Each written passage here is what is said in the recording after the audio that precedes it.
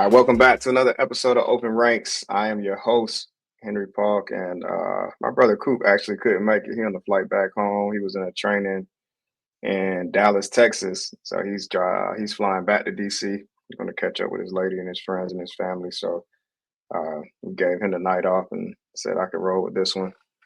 Um, that's a big part of our commitment between this season and our previous seasons is kind of just making it a point to record, shoot, regardless of everybody's perfect availability. And I think at the age that we all are and the amount of things that we have in front of each other, it's not going to always be a time where we can always get together. What we don't want to do is cause any lapses in like where it is that we think this can go. So we're here tonight, and I'm excited to be here. I want to say that Gibbs is a guest, but I'd be lying. I think at this point, Gibbs is kind of just a friend of the show, and Yeah. he's here now, and I can't imagine that he won't be back at another point just throughout this whole process. So I introduce Gibbs as a friend to me, a friend to y'all, because that's pretty much what this is, and it's good to see you, man. How you doing? Good man. I'm excited to be here. I couldn't hesitate or wait to be here today. I was excited when you sent that text message. I was like, yeah, let's do this. I had a good time the first time. It's gonna be a good time this time as well. Yeah, for sure. Like I said, not new to the platform, but still give you the chance. Go ahead and go. No different than we do for everybody. We'll go name, hometown, and why you originally joined the military, and then we'll get into everything else after. So Michael Gibbs Ford from Charleston, South Carolina. Uh, Smaller town called Moncks Corner. I'm just gonna say Charleston because that's the city is familiar with. I originally joined the military to get out of that town. Found myself Yeah. in a situation backed in the corner, dropped out of college, and my older brother was like, "You should join the Air Force. You don't have anything going for you. You don't want to be here. You want to see the world, travel, and make money." So I was like, "Let me build this foundation for myself." Right. Was your brother in the service as well? Yeah, he was in the Marines, so he was like, "Don't go Marines, don't go Navy, don't go Army, go Air Force. Those where the females are. That's where the better life is." And he That's was where the quality of infantry. life is. Yep. Word. He was infantry. Did he still in, or he was that too much? I know infantry takes a toll on you. Yeah, he did 7 years, got out, went back to New York.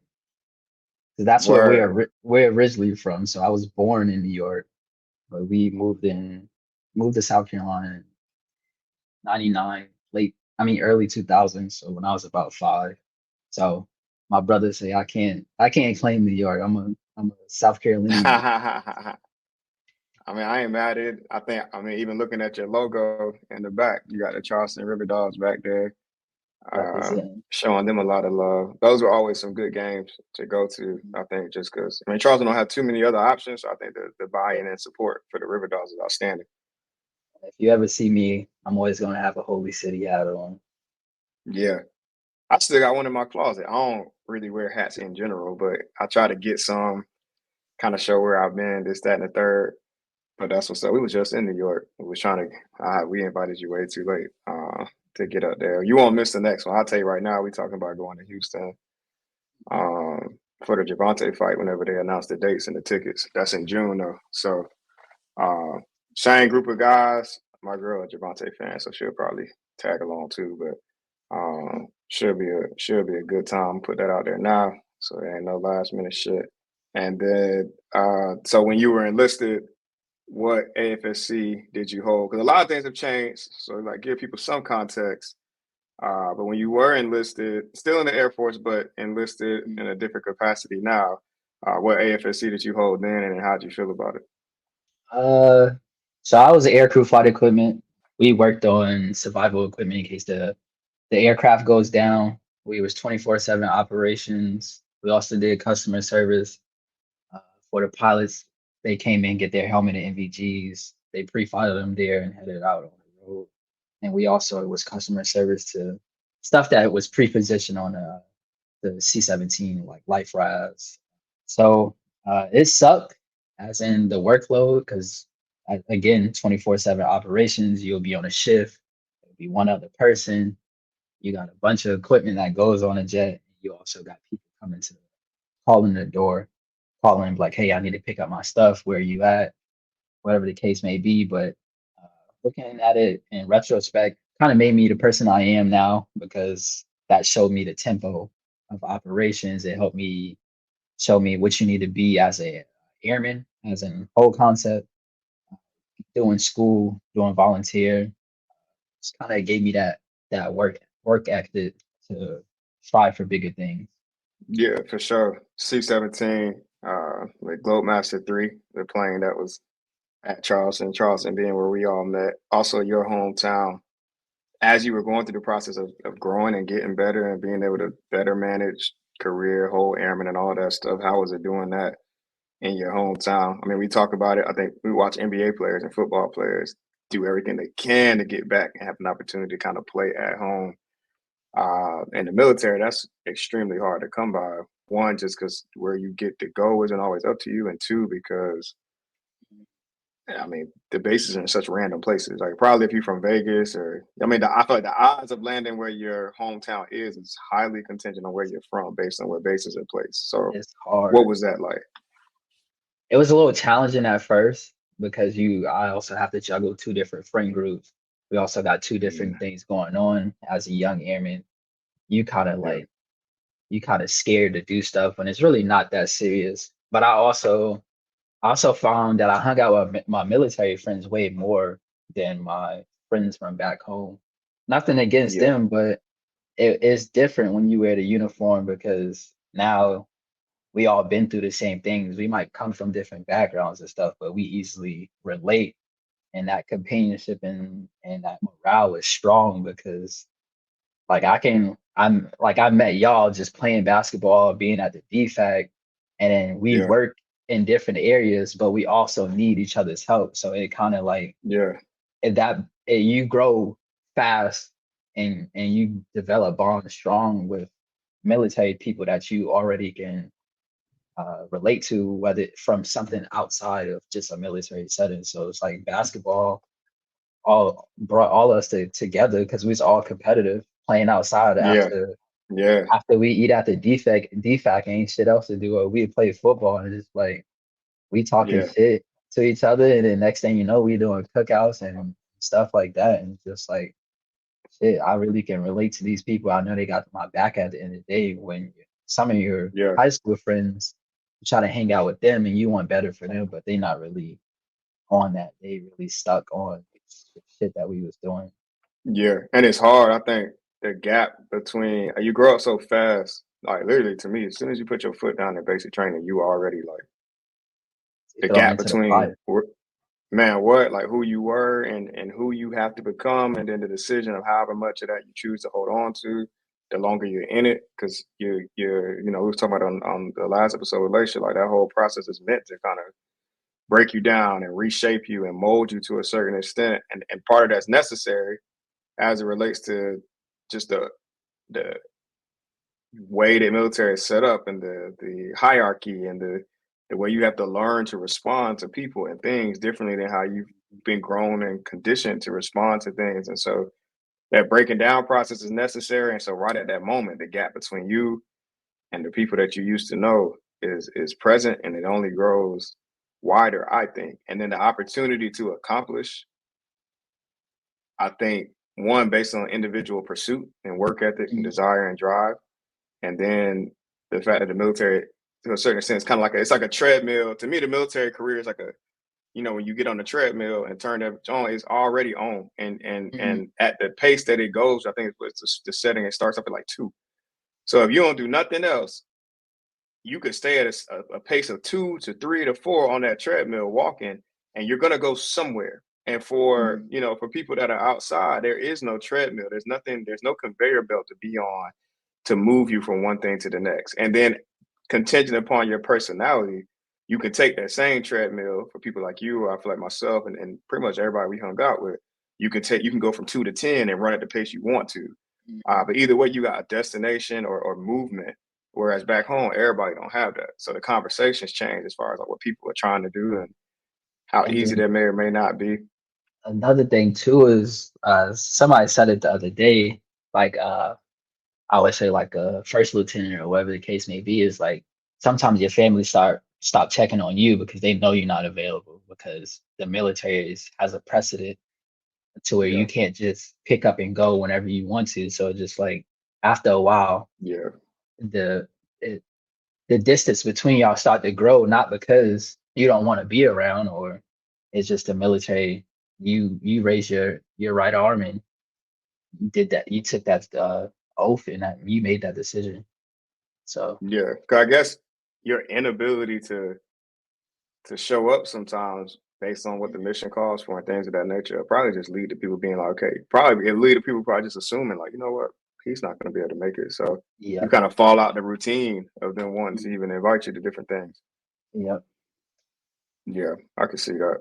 Um, so yeah, last time you were here, I was in still, but on the fence. I think it was your episode where I was like, you know what, I don't know which way this shit gonna go. Yeah. And you were still in ROTC at Fighting for Charleston my life. Southern, fighting for your life, right? And we both happen to be, I guess, alumni from there. I don't do too much with it. I don't participate in any of the emails they Hmm. send, but Yeah. something we got in common, waiting for your chance to become an officer in the Air Force. But in the time that's now passed, you've managed to accomplish that goal. And it wasn't an easy one by any stretch of the imagination. Talk about what it was like to finally be able to walk across that stage and celebrate and add um, officer as a title that goes along with the things that you've been able to accomplish. I would say it didn't feel real at the time because you commission and you wear the rank, but you don't go. There's a gap. So you have your what's called your entry. It's called the I forgot what the acronym stands for, but it's your EAD. So I commissioned 3 May, and it was great to be around family, celebrate, and then we went out to eat, and it was like, dang, that this really happened. And then you have to wait to go to tech school. So it was more it was in a sense, it was great to celebrate. It was great to see that. It was a lot of hard work. I would say and to walk across the stage, take the oath on stage at Yeah, the Charleston Southern graduation, and then we had our commissioning ceremony where we had all our family and just to see you see everybody celebrating among their family. It'll be a lot of military people, so it'd be like one of my friends, his brother was an officer, his dad was an officer, and his brother administered the oath. They cried, they hugged, and wow. so it was great and surreal, but it still didn't feel real until I got here, and I'm like, dang, I've never seen this many second lieutenants. This like you don't see them often because you most time when you see an officer, it's a captain and operational. So like to be here Yeah, and like here in Mississippi at Keesler at training base amongst a bunch of butter bars, I'm like, damn, this I'm a unicorn right now. This is rare. right. To be here is a blessing. This is like what I prayed for, what I worked hard, stayed resilient, took a lot of bumps and bruises through ROTC, had to grow because I'm more of an introvert. And as an officer, you got to be vocal, you got to be that leader. But I also learned I don't have to be a type A personality. The thing that I bring to the Yeah, table is I try to set the example as I'm going to work out. I'm going to be the example. I'm going to show up on time. I'm going to work out, do what I got to do. Like I got here, I'm going to tell my story. And I want to see that inside of the person that I'm grooming. And I know I can step down from my position or go somewhere else. And I've already equipped the next person and the people around me to continue going.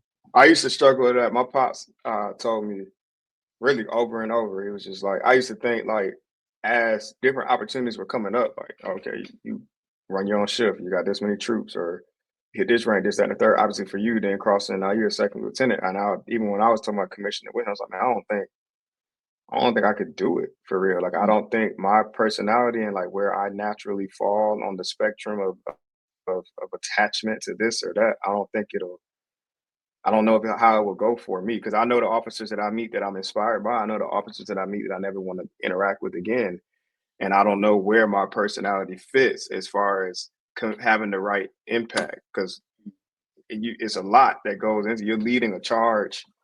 Um, I guess for me, I felt as much as and I appreciate the military and we love it and we're grateful for it and but even still, there's things that come with it. And I Mhm. guess for me, I was concerned about my belief in everything that was being done and how it had to be done, and Mhm. like wanting to lead people. And his biggest thing was just like, your 60, your 70, your 80 It's is different. different and can be better than Mhm. somebody's 100, 110, 120.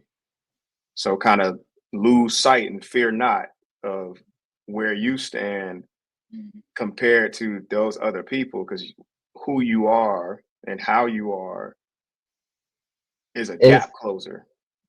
it's hard because of course you get you those insecurities creep in the backside of your mind, but you also got to remember what all you've endured. And just because you're Yeah, not the loud out front, you still could pick yeah, your moments, and then you hmm still like people naturally gravitate towards me. They want to know hmm what I've been through, what I've did, how did I get here, because my situation is unique. So I still keep that in the back of my mind, and I still let people be themselves when they want to be the loud case or whatever the case may be, because I know they aren't perfect, and I still know what I've been through and how the yeah, greatness has come with it. And I know I still have that ability because I'm here with you at the end of the day. I'm still your peer at the end of the day. So I understand where you come from, because sometimes we talk about situations and different briefings and stuff like that. And as a new officer, I hear other people's story. I hear stories from like colonels. I've seen one of my peers that came from the same detachment as me a couple of years ago, and I've heard her stories, and I'm like, dang, am I ready for this? But then again, I don't think you ever ready for anything when it comes to the military. And it goes back to, like I said, you get thrown into the fire and you figure it out. And that's just, I feel like as a young black male, it's man, the resiliency is what builds us. We can take literally nothing and make it great, and people will come and be like, they want to know. So yeah. They appreciate it, and I was gonna touch on that. 'Cause I know we'll talk about even a little bit later, but I think that too is a part of it because for the most part, and it's not to say that it's not changing. It's not to say that it's I don't want to blanket it because it's unfair to mhm, blanket it, but there, to me, as far as my understanding of my own journey and everybody else's journey that's close to mine, as you begin to attach yourself to certain things or you're accomplishing certain things or you find yourself in the rooms of other people who are accomplishing certain things, and we're talking being an officer is a lofty goal. It's a hell of an mhm, accomplishment. It's a walk that's above normal. And with that same concept applied to Coop, Coop is working, on the base in DC, having mhm, access to the aircraft that serve some of our nation's highest. I think that's the best mhm. way I can put it without getting in Give it away. trouble. I feel No, like for Teamer and I, that's the project next manager, all thing. the same. Mhm, Like that is an elite or above normal career path, and you're entrusted with a whole lot from resources, personnel, people. And my point is, when you're someone that's in those spaces, usually there's not many black people there, mhm, and so I think that question of is who I am enough is even more present because there's not many of you to look at and look mhm. to for like that constant reminder of those small pockets of reassurance. Like, no, this is exactly where I like when I'm around y'all, I'm like, damn, this is exactly where I'm supposed to be, right? And that's what I wanted to touch on too, is so it's about your support system too. And that's why I Yeah, enjoy that you made me a guest again, called me a friend, and to have this conversation is the things that remind you that the things I've done have been great. So the other day, like I had to take a screenshot of this message. I text Teamer because I had like my second, like one of my another hard test. Like, so I'm in yeah, cyber school to be a cyber officer, and it's called undergraduate cyber school. And there's okay, people, my peers that are here at the schoolhouse with me. have been either doing this, they're reservists or guard, and they do this stuff as their Mm-hmm. side job, or the Mm-hmm. ones that did ROTC as well have gotten a degree in computer science. I did not get a degree in computer science. I got a degree in graphic design. So I'm Yeah. literally there's stuff that I'm learning is stuff that they've Mm-hmm. learned in a semester of college. I'm learning in a week. So last week I had to Yeah. take a test on scripting code. Never touched code Ooh. before, but it's Ooh. stressful. And Yeah. it was 5 days that I had to learn it, and it didn't click to the last day. And Teamer texted me the other day and was like, "Bro, you got to stop playing with yourself because at this point, I passed the test and let him." And he was like, "Bro, you didn't text me all day. Like I was nervous. I was at work, nervous for you." Yeah. And then I Yeah. Yeah. let him know I passed it, and I wish I can read directly what the text says. Some words I'm not gonna put on here, but he was like, "Bro, you got to stop self doubting yourself because there's nothing you can't do and you've been accomplishing things." So it's Man. like for as yourself as an individual, you never think that you're doing great things if you're a humble person. You just like, oh, Yeah. I'm just doing what's next. So you Yeah. never take that moment to really take things in. Like even before you asked me how I felt about commission, I was like, well, it didn't feel that great at the moment because it was like Yeah. it was just another thing I was doing to get where I'm going. It wasn't like I couldn't really celebrate the success because I knew there's more that like commission is just one step. Yeah, I did that, but you still gotta graduate tech school and you still gotta go operational. So it's just like it's all about your support system and keeping stuff implemented to build you up when you feeling low. Like I have my Man. commission and plaque, have my portfolio from graphic design. I go in a room and be like, yeah, I really did that. And then I have people like that just tell me like, bro, why you be stressing? Why you be doubting yourself? Like Yeah. you've done X, Y, and Z, bro. You can do Yeah. this. My homie, another one of my homies, bro, you wanted to go cyber. Why you crying and bitching and complaining about it being hard? Yes, it's hard, but that don't mean you can't do it. You just gotta lock in. So, Yeah. No, 100%. It's the best thing. And I think the other thing that keeps me from being able to, it's part of what you was getting at, almost like an inability to be present mhm, as a matter of accomplishment and the pursuit that goes into it and that on to the next portion of it. And I think the other part that robs me too is just like I know what I put in, and so I almost have a hard time like being appreciative because I'm not surprised, right? mhm, So like there's a part of me that's like is humble about everything that's happening because I know it doesn't have to be that way, and that's with God's grace. There's another mhm, part of me that's like there is no other outcome too, right? Like when the mhm, promotion comes, the reaction would have been stronger if it didn't, right? Because mhm, it's the humility is there, but at the same time, it's kind of expected because the work's put in. It's always put in.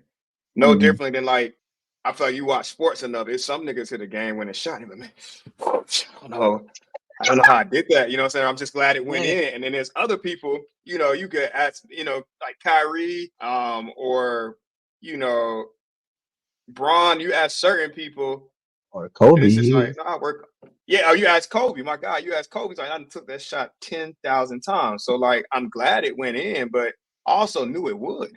yeah. Because like I, it would have been more of a surprise if it didn't, because the work's been there. And so, but that doesn't make the feat any less worthy of being championed. And so I seen PJ Tucker. It's one of because I don't post often, so like I've been prepping one of my dumps. So I've been, grabbing shit from a bunch of random places. And PJ Tucker had posted this thing, that meme where it's like I think somebody's like reading a book and it's like how to do this. And it's another book on the table. But the first book was like how to be present. And then the other book was like how to be present after that. And mhm, so like that is it as far as I think continuing to go through things. And then when you mention your support system, one thing that does help to appreciate moments as they come is family. How did your mom feel when you were able to accomplish that goal? Because I know you guys are incredibly close and she means a lot to you. So if you had a hard time sitting in that moment, I know she was there. she was there, and so man, uh, yeah, man, that's my rock. That's my support system. That's where I get my strength from. And I was like, hmm. when got to that point where I'm the last person, I put together the commissioning ceremony for our detachment, thanked everybody as leadership, go down, thank all my peers, thank some of my supervisors that I was there, and then got to her, and just to know that she's beat cancer twice, continues fighting, is just like, if she can do all that, be a single mom, still take care of me, Yeah, provide, I never missed the Christmas and stuff like that. It's yeah, just a blessing for her to see me achieve great things, and she just she's a proud mom, so she gets to go and tell people, show pictures and stuff like that, and just it's a full circle moment to see her happy and just to accomplish things for her. To be honest, because I know she yeah. sacrificed, and even if she didn't want to be behind me because she didn't think I was doing the right thing, she was still behind me Hmm. at the end of the day. And then I'm the youngest, so when I went off and just did my own thing, went to the military, said I was never going to join the military, it hurt her. But and then now she could see why I make the decisions, and she just let me be, as a sense, as like a wild horse, a Mustang. She let me be that person and just behind me 100%, knowing that I'm gonna make the right choice at the end. So I'm very Yeah, goal oriented. I'm always thinking about what can I do next. It's never like it's a I'm never content, as in, not that I want more, but like I like the grind. I like achieving things, and yeah, like facing challenges to see if I can do it. So I mean, yeah, when we talk about the role I took to commission, it wasn't an easy one, to be honest. yeah, yeah. And I think you got to like failure. I think one thing I'm learning is like not obviously not failure to the point where you lose it all. I mean, but Mhm. sometimes it takes that too. But I guess you got to lose some games to win more. And I think there's an emotion that's brought to you. Like when you lose, like I compare everything to sports 'cause it's the easiest way for me to understand life. Like I aspire to be somebody who understands politics more and Mhm. stocks more, but that don't always translate. What does make sense is like when you lose, you go back and you watch the film and you nitpick and you obsess and you say what you need to say to yourself to do it right the next time. And I think that's a part of like wanting to accomplish things too. And seeing people do that for themselves in their own way, like your mother, as far as everything that she's had to overcome. You know, DNA goes a lot further than just looks, right? And so that strength and that fortitude came from somewhere, and you got a chance to see it on display, and then have an opportunity to recreate and showcase that in your own life. Because that fight is it's not what you see in commercials. That Nope. fight against cancer is it's a horror movie Mhm. genuinely as far as just I think that the hardest part was like that Seeing what it, shit is alive and it's inside of somebody doing the exact opposite that yeah, you it's would just, want it to be doing yep. to somebody. And I've never seen anything like it. And I Mhm. pray to never have to see anything like it again. I mean, my father lost his battle with it, but I remember just as time would pass with the hair loss and the weight Mhm. loss and the mass is here, the mass is there, and like even just standing looking at at his physique and Mhm. just the proportion of his shape, the fingernails from the Emo. treatments, Yeah. the exhaustion in his face. It's doing just it's wreaking unbelievable havoc. Yeah, because you go from seeing a person that's completely healthy, working, doing whatever they got to do, to just slowly trickling down to something way different. Like, it's Way hard to see. different. It's hard to see my mom. She can't sit still because she's feeling the stuff in her body, and she's got to constantly Yeah. rub her hands, or she constantly feels cold. She can't eat certain foods because the taste isn't right, and it sucks because you get two different, you just slowly seeing that person kind of deplete away. So it's it's tough. I couldn't I wouldn't one, because you talk about the character and the resiliency of these people. Mhm, Um, I don't I shoot me. You know what I'm saying? Because I know I would fight too. mhm. Because that's all we do, and I just Yeah. wouldn't want to. I mean, you are pitting the existence and the core of who you are against this disease, and Mhm. I wouldn't want to. I don't want to know the exhaustion that comes from that Yeah. because I've already seen the exhaustion that comes from everything else that we fought to accomplish or get over. So I'm like, man, I couldn't. And the fact that she's still here, what a blessing, what an honor, and I know you already know every phone call, every text message, every moment that you spend, you cherish it because she's fought for it. I mean, it was just insane. And we found his, it was in stage 4, and I didn't even really know shit about cancer. I'll never forget texting the group chat, I'm like, yeah, the doctor said he'll be fine. Stage 4, but they said he'll be okay.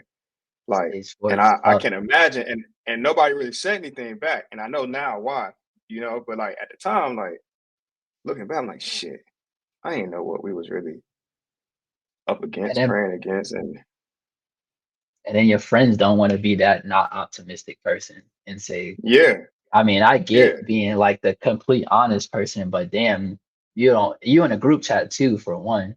yeah, And then you sent the message optimistic, like they don't know that you don't know anything. And it's hard through text messages. And I get your pain too, because my dad as well had pancreas cancer, stage 4. He went to the yeah, doctor. They was like, Mr. Ford, are you sexually active? Because we think you got something. He's like, yeah, I don't remember the last time I had sex, so I don't know what you're talking about. And then come to find out he got right. pancreas. At that point, it's just like, Yeah, it's pretty much the end. You know what I'm saying? It's not. I mean, I'm sure there's some miracles out there that exist, but it's the end of a hard fought road, and yeah. So just such a just remarkable, bro, for real. mm, That she's fought and won. You know what I'm saying? She's 2-0 with life, and that's a story worth telling. And yeah, she's always in my prayers, and just nuts, bro. Just yeah, nuts. It's such a wild disease. I appreciate you. Yeah. But I'm glad she was there to be able to witness that. And obviously there's more to follow, especially because she wasn't even the always the biggest fan of you being in the military in general. No, she did not want me Uh to join. yeah.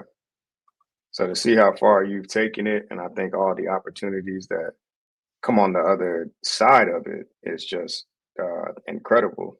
And so now that you get to the point where you graduate, you walk across that stage, what's next for the process? Like, where are you now? And then So, where do you have to go? so right now I'm in Biloxi, Mississippi. Definitely a change of pace, but a needed change of pace because I'm here at tech school. It's not like enlisted tech school where it was a breeze. Like I said earlier, there's people that have trained, as in they've done civilian jobs in cyber, or they have a degree in computer science and they wanted to be here. And I wanted to go pilot, super competitive, couldn't get that AFO-QT as a beast, couldn't get the scores I Yeah. wanted. And then you had to be top of your class in ROTC, and I lacked a little bit in ROTC. As in, still working on those public speaking skills. So I'm a nervous briefer. I get a lot of anxiety when I really just need to get up there and just slow down. I know the information. I just gotta Yeah. get out of Preparation that. cures all. And then also just stop saying like in a negative mindset. Just get up there, a positive mindset. Like you got this, bro. Just kill it. Slow down, say what you gotta say, and go on about your business. Because I mean, nobody's perfect when they get up there. Like I see some instructors and they still be fumbling and stuff that Man. I would get knocked on in ROTC because my commander was a Air Force Academy grad. She came from ops tempo. She know how it is. She was prepping me like, if you get up there and your slides ain't right, and you up there making a fool of yourself, your squadron commander gonna kick you out the meeting and make you do it again. Come Yeah. back. So it's like, all right, you gotta put on your big boy pants and be prepared for it. So yeah, Yeah. but more on the lines. So you get here and there's four shreds of cyber. You got offense, you got defense, you got base comm, and then you got XCOM. So you get here, you go through initial skill training, which is ICF, which is most likely the hardest part of our training. You it's 3 blocks long. So once you get past that, you graduate ICF, and it's supposed to be a little bit more smooth sailing. But the next beast is the Security Plus test, which is a standardized test that anybody that's trying to go into any kind of technical career field, you have to get that. So they give us 7 days to study for that on your own. So you have to study for that on your own. I passed that bitch by 2 points. And then Pass though. yeah, I passed. So I mean, Yeah. I've took my bumps and bruises while I've been here. I got watched back in the second block, not because I didn't know the material. Obviously, I put in the time in studying and stuff like that. But when I got Yeah. to the test, I was like, oh wait, this is easy. These questions are straightforward. I'm rushing through it and then don't check my answers and then get my test back. It's like in grade school the teacher give you your test upside down. It's like we Yeah. got the highest grade was at 90, the lowest grade was at Yeah. 57. My paper had a bunch of red marks. It said, please stay after Oh class. I said, man. Please fuck. stay after class. But it happened for a reason. So I needed to lock in, get off. I deleted all my social medias. I still have my Facts. brand account and I get on there every once in a while, but just lock in and understand that it's not going to come easy. The effort that you put in is what you're going to get in. So right now I'm in Yeah. 17X, and so you strat out. So the people that are doing offense and what's called Sierra Alpha and Sierra Bravo, which is offense and defense, they go on to a different part of the schoolhouse. And I'm going Delta, where it's base comms and XCOM.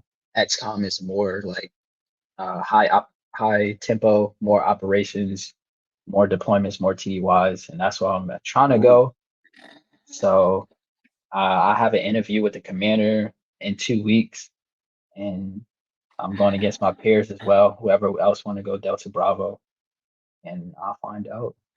And I'll find out, and I got 2 more blocks, and I'll find out if I got 17 DB uh, XCOM, and then I'll have two Okay. more months of training after that, and I also put in my basic preference. Okay. And so calm is, I don't think it makes plain sense to anybody.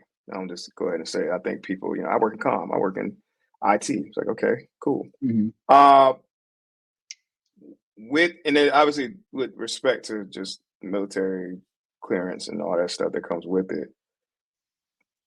So with 17 DB, what is the aim for that job? Like what is it that you go to work every day and your aim or your So end goal is to do what? the end goal with that is more TDY, it's more deployment, it's more fast paced. That's what I'm used to with my enlisted job of the 24/7 operations. I'm more doing it for the experience and to be able to go different places. Like a lot of Mm, people come into this career field like me, where they didn't get their first selection, they didn't have a degree in this, or there's people that actually want to do this. So most people that actually want to do this, they go offense and defense, Sierra Alpha and Sierra Bravo. And those are your smart people, like they know how they've been setting their whole life up for this, because that's not an easy thing to do, because it's the tech school here, which is 6 months, and then you get an additional 2 months here to go to I can't it's more training, and then you go to San mm, Antonio for 2 years and train more. So you really have to be about that. You really have to know like all that stuff that entails with like cyber attacks, vulnerabilities, like all that stuff that comes with computers, routers, switches, yeah, all of that stuff that deals with computers. It's a very large spectrum. it's vast. I think right now working in automation and controls, basically we take the larger components of HVAC equipment that air Mhm. handlers, say a rooftop unit, uh, stuff that you can see, no, like the unit you have outside your home, or like if you've seen the top, play even if you play video games, you've seen the top of like a skyscraper has all those units. So Mhm. that stuff is responsible for supplying the air, but as far as telling the air how to go, when to leave, where to stay, it's a whole Mhm. computer network infrastructure that makes that possible. A whole lot of data wire and stuff has to be plugged and connected. You've got routers, Mhm. you've got switches, you've got servers, Mhm. things that then have to be configured and programmed and create this building management system that can stand itself up. So we're on or at least I'm on the network infrastructure side of it. So I don't Yeah. put in the equipment, no construction, but like I said, the routers and the switches and the MSTP and the backnet and the Mhm. IP and all of that, that's what we're in. Ain't no shit about that. And still Yeah. learning about it because it's vast, right? And what can Mhm. communicate to this and what can't communicate to this. And um, it's a never ending market. And I Mhm. think, and you have to keep learning, right? Because Yep. it's moving so fast. And Um, that's hold up. another reason why I pick cyber, because Yeah. and I can do it here, and then I know I'm on the back half of my career, and I can get out and do it on the outside. And then the Yeah. thing is, And make some money. and then with the Delta Bravo is like I'm gonna be in charge of a small team in case a natural disaster happens and we have to go set up comp in some area.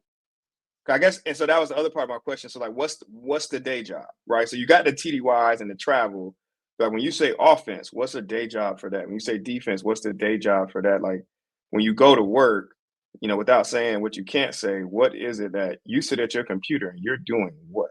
I don't know how it is for Sierra Alpha or Sierra Bravo because that's not something I'm interested in and I haven't really dug into it. But for me, Okay, as on the comm side as Delta, it's more like how you would think an officer role would be. It would be more admin work, making sure the commander knows what's on in our flight.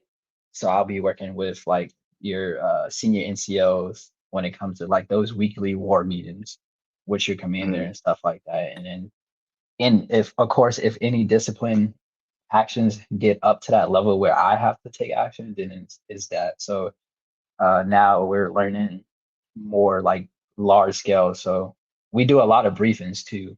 And it'll be like some of them will be day of, you'll get like 2 hours to prep for it. man, Or yeah, it'll be like a course, a couple of days to brief on it. But now that I'm getting more into that advanced cyber stuff for school is more yeah.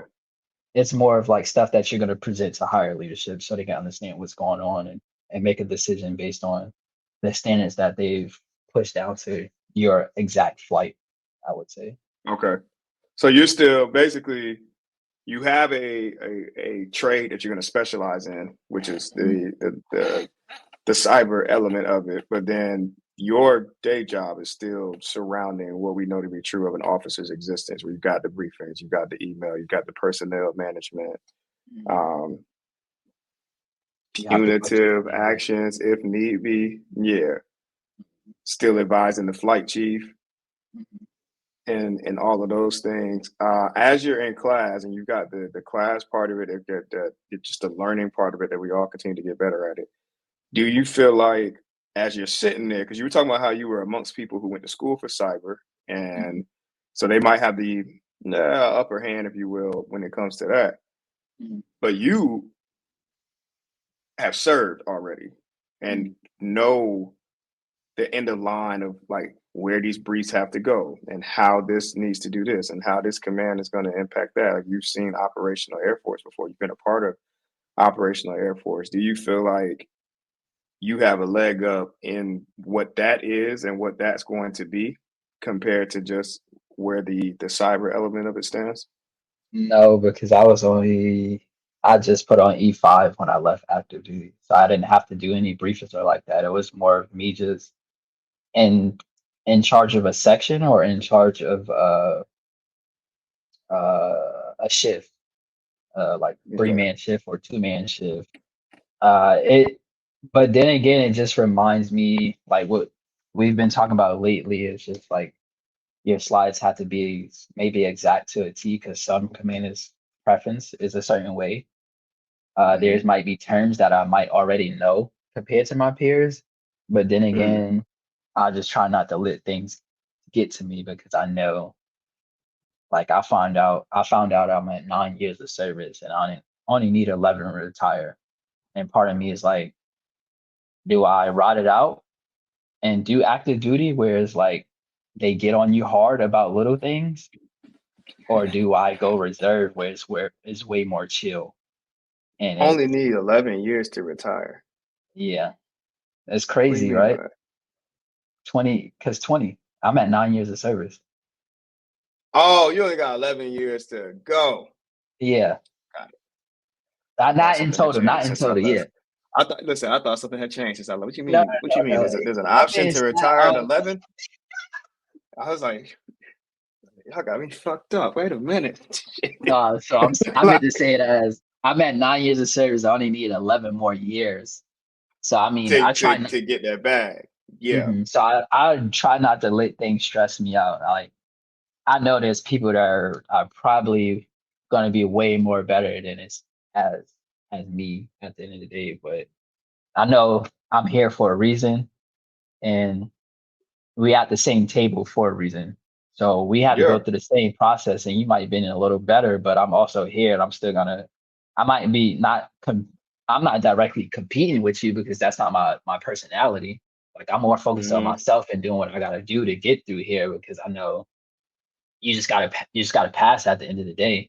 I don't need. Yeah. Well, you kind of. It would look great on me to get DG, but at the end of the Yeah. day, I know I got the upper hand. Like you have so much more years. I don't have that many. I only have 11.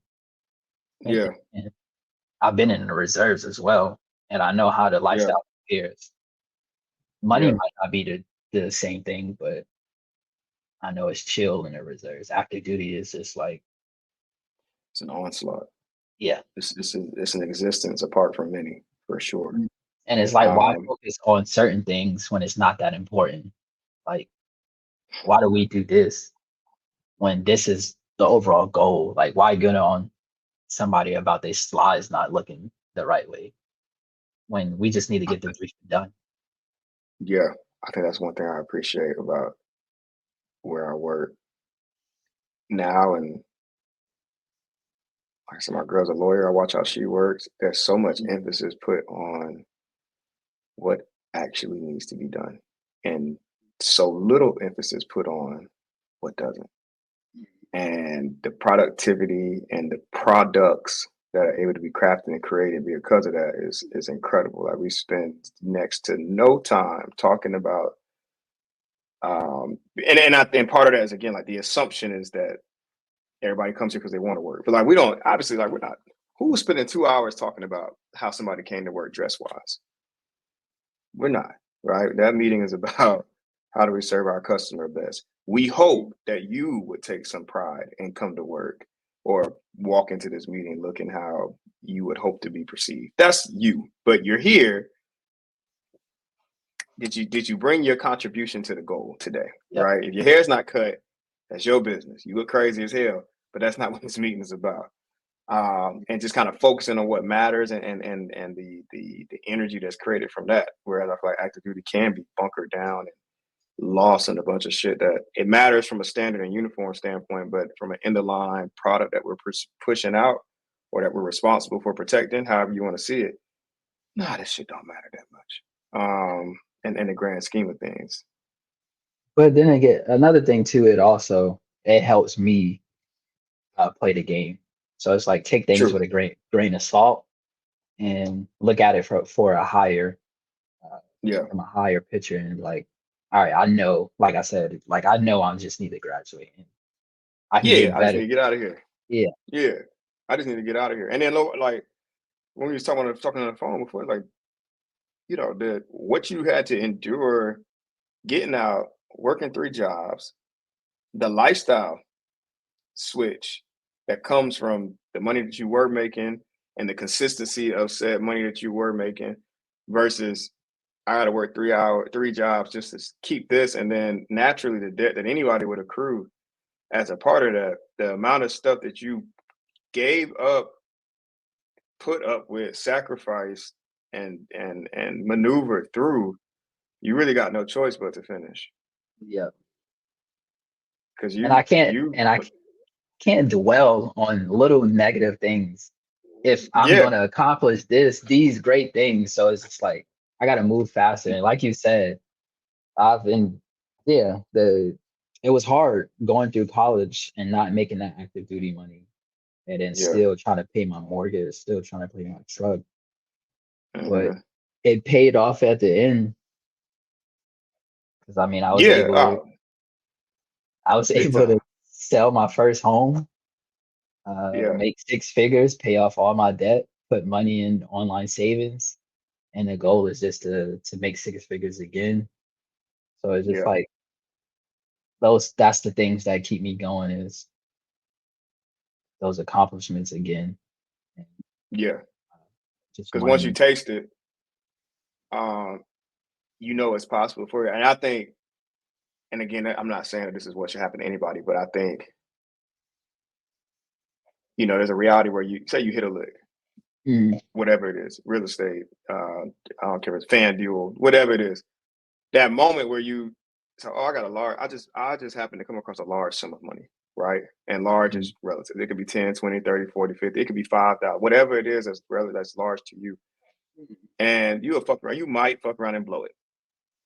but I'm not scared to lose it is the thing because I did But you're it not scared to lose it because you and did it. You get did what I'm it. saying? I think everybody needs a chance to make and blow. And I'm not advocating for. I mean, honestly, listen. You make a lot of money. Get your financial advisor. Put some money in some ETFs Ops. and IRA and do all the right things, right? But Mm, then let's say for some reason you don't.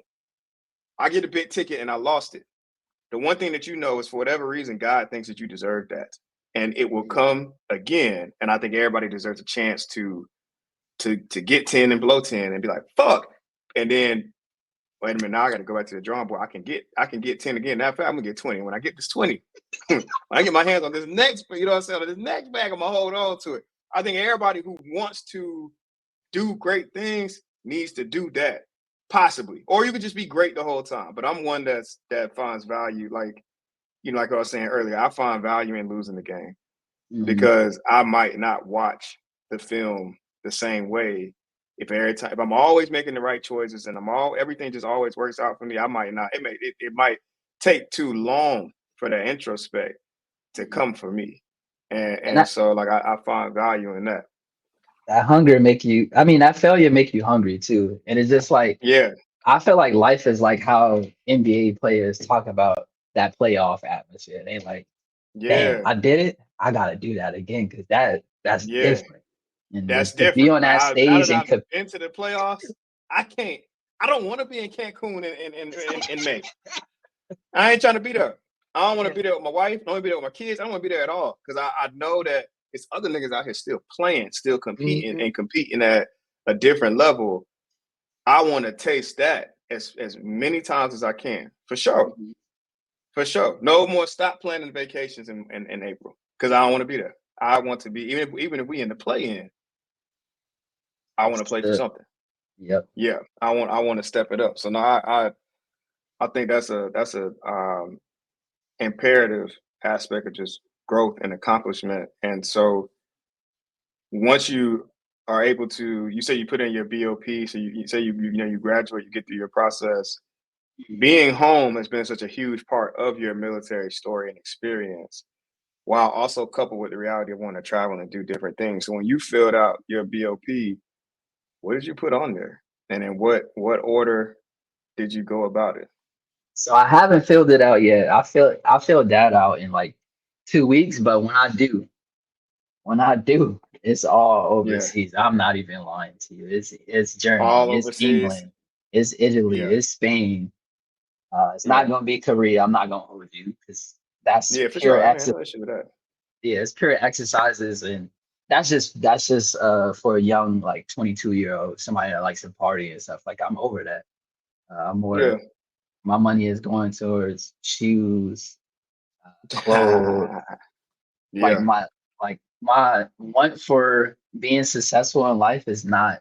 Uh, it's because I like collecting things. So, Yeah, and I and I think where you end up overseas be a hell of a place to shop. Like I'm trying to go. I don't think I told you. I know my girl and I for sure going. We're going to Tokyo for my birthday this year. Um, and I want to shop. And she goes to Paris in a couple weeks, and I'll be sending her money when she gets there. You know what I'm saying? Bring me back something. Mhm. Um, because I can't. I don't know. I can't stay away from it. I Hopefully you scratch grab that. one of those because you know me and Coop on a jet to at least come see what it's talking about over there. And then once you get there, you'll now be in a leadership position that many haven't been able to do. What's one thing you plan to do as a leader in your position that you wish leaders in the past would have done for you? Uh, I just want to be the leader that I would say I've only had one bad supervisor. And the good ones is the ones I want to be. And the bad one is the one I want to be exact opposite.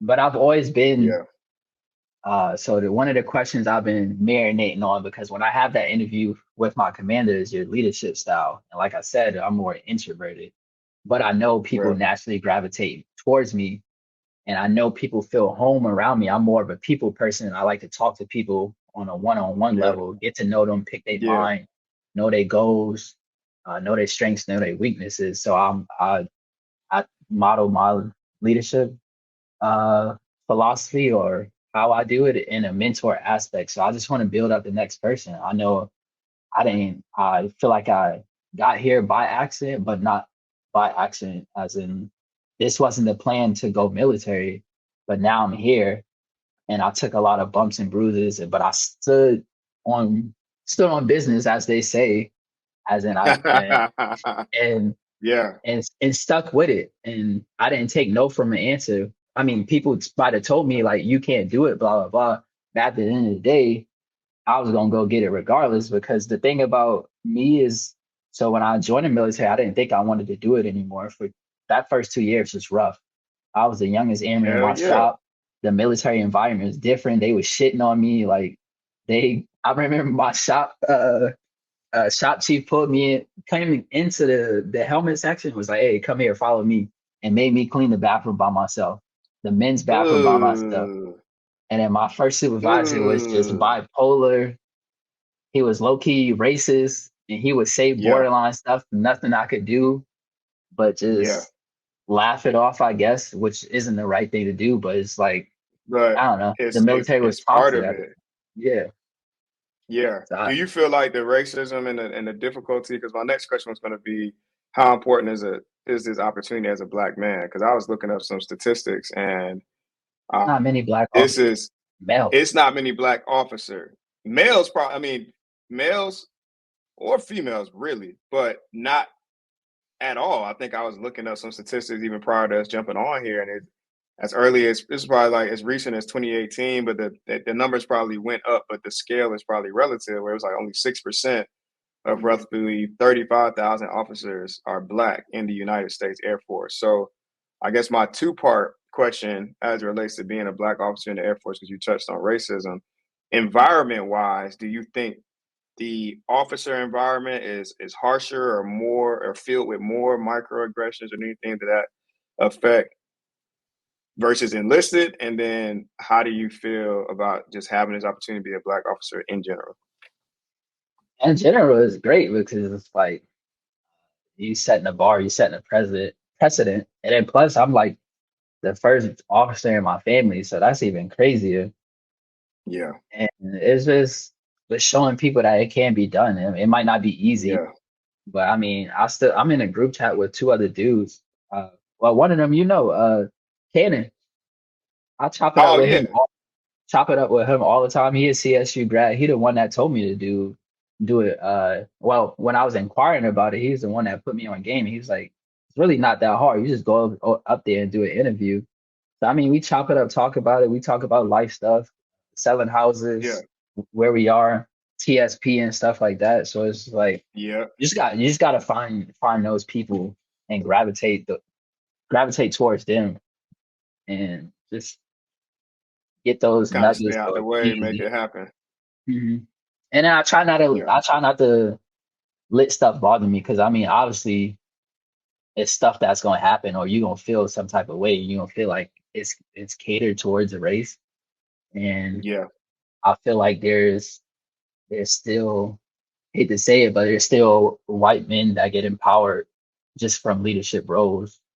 So it's you're gonna have those people there, but uh, I don't know. I just look towards my faith in situations like that because it's no point of bickering and going back and forth with them because at the end of the yeah, day, they still gonna abuse their power and try to hold it against you. But I just think about it. And, hey, I pray to God, and I know He's got me here today, so I know He's gonna take care of me despite how you might be as a person. I'm not gonna try to change you or go out my way for you just because you yeah. racist, to be honest. But Has that's your me. I connection, yeah, has your connection with God deepened, obviously, as a part of all of this? deep heavy. That's the one thing I rely on. I have a like a daily affirmation book that I read every day and I meditate on. And then it's like if you was had my phone and you look at my Instagram, prayers just pop up all the time. Yeah, So it's like, so that you're always consuming it. yeah, that's one thing Yeah, that's helped me because I've been in tough times where I was so consumed in college that I couldn't even have that relationship with God. I was more focused on work and stuff like that. So it's just like yeah, yeah. having to And have so that having the time. time, Hmm. put that at the forefront, let it be the compass of your life. I mean, for people who Yep. are spiritual, it's important. There's no way around it.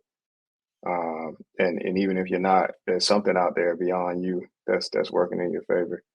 Um, but as always, we rooting for you, hand over foot. Always proud of you. I don't talk to Kenan as much, but you, Cannon, I believe a gentleman named John went the pilot route. I think y'all the three that we know from the dorm to Mhm. kind of take on this challenge and be successful with it. So I always got your back in that regard, and an inspiration for many for sure, because it's not easy to do in this life. It's a lot easier to lay down and chill, but it ain't easy to do. And so, we'll always take the time to give you your flowers on that. Appreciate it. Um, yeah, and then I think what comes with the height of certain pursuits and the money that comes with it is Ooh, get the that opportunity good to boy. buy shit. Yes, sir. Yeah, Yes, sir. yeah, the opportunity to buy shit, and I don't take it lightly because I can't stop doing it. I'm always looking at shit, and so I didn't know how I was going to transition to this because this would be my Mhm. favorite part. Everybody not into it all the time, and I put sneakerheads. I don't even like to call myself that. I don't even. I just you people like what they like. They buy what they like. They buy a lot of whatever it is that they're into. It's guns for some people. It's exclusive alcohol for others. But I think just a byproduct of being kids born in the '90s and or born in the '90s, but then raised and influenced by people born right before that pocket. And there's just Mhm. certain about sneakers, basketball culture, and Fresh Prince and all of that shit. That's just a huge part of like Mhm. I feel like I'm always chasing nostalgia. Like or grab like you ever gonna stop wearing Jordan? I'm like, I don't think Yeah, so. Right? Like yeah. I can't. I've been waiting my It's whole ingrained in life. the DNA. Yeah, like I've been waiting my whole life to kind of like to do this and everything that I watched growing up. This is how everybody dresses what they're into. So um yeah, I can't stop. And I think it's been a great year. I think it's been a great 2 years for sneakers and like sneaker culture and like clothes. It was getting a little weird coming out of COVID and even some years prior to that. And I think better than anything, I think this year the revival of signature sneakers Yes, has basketball been sneakers. eh, yeah, it's been incredible, right? Like I Mhm. haven't been disappointed with a single one. And I pulled some images. I wanted to see your take on a few of them. And the only thing I don't have up here that I'm equally as impressed with is I think Anthony Edwards has the best Them signature shit shoe. fire. I ain't gonna lie. Yeah, And I I think also he's got the best one.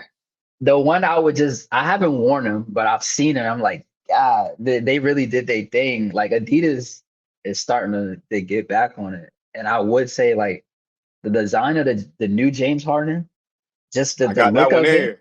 in. Yeah, Did I I see got that it's one in here. fire? I'm gonna go ahead and just pop them up here. Because I appreciate all of them for different reasons, and there's still some ugly ones. Like I didn't put Jason Tatum's in here. I'm glad he has a signature shoe, but I don't think Nah, Jordan really has. the team players know.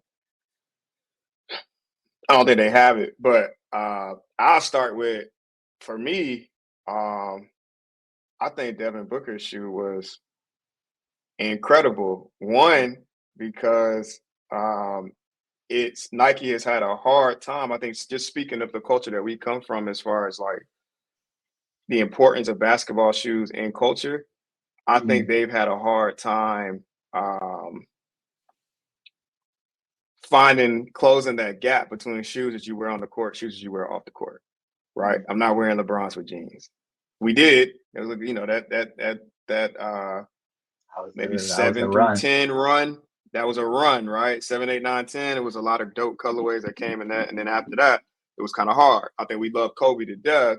And I love seeing the amount of people that wear Kobe's shoes on the court, but they're meant to be kind of worn on the Off. court. And Yeah. so KD, same thing. And honestly, all of these, it's just a different time. Because looking back, a It lot of was them could have still released stayed on the them court. because they was releasing like Black History Month, Year of the Dragon. Uh, Yeah, it was like numerous drops around those shoes, and Nike kind of fell off. They don't have that big three signature shoes anymore. Like the D books are great. I just wish they would have had a better rollout for him. It's kind of I like think the rollout was shit. they did him like Kanye when they was trying to drop the Red Octobers. It was like, oh, Right, we dropping it, and then never dropped it. And then they right. didn't. I guess these were maybe just for friends and family. Like that first shoe should have been released to the public, but limited. And Yeah. then they dropped the second one. I mean, I wanted to cop, but I was more on the fence because it's like, well, these aren't the ones that they were really trying to get out to the public. Because like now you don't want Yeah. the shoe. I think and honestly, my critique and my criticism against all the signature shoes this year is the rollout. I think the rollout was bad for all of them. I think even Anthony Edwards has a slew of great commercials, but I hate the rollout, and I hate how long it's taken for him to get him and Booker. It seemed like it took a long time for them to get the colorways, that variety of colorways on and off the court as far as marketing to like really show what this shoe can do. Like it just seems like it's taking a longer time. Like I remember, I used to read Slam and like they had that whole kicks issue that would come out before the season. And Mm, so, like when LeBron's playing in Miami, it's like, hey, this is the LeBron 8.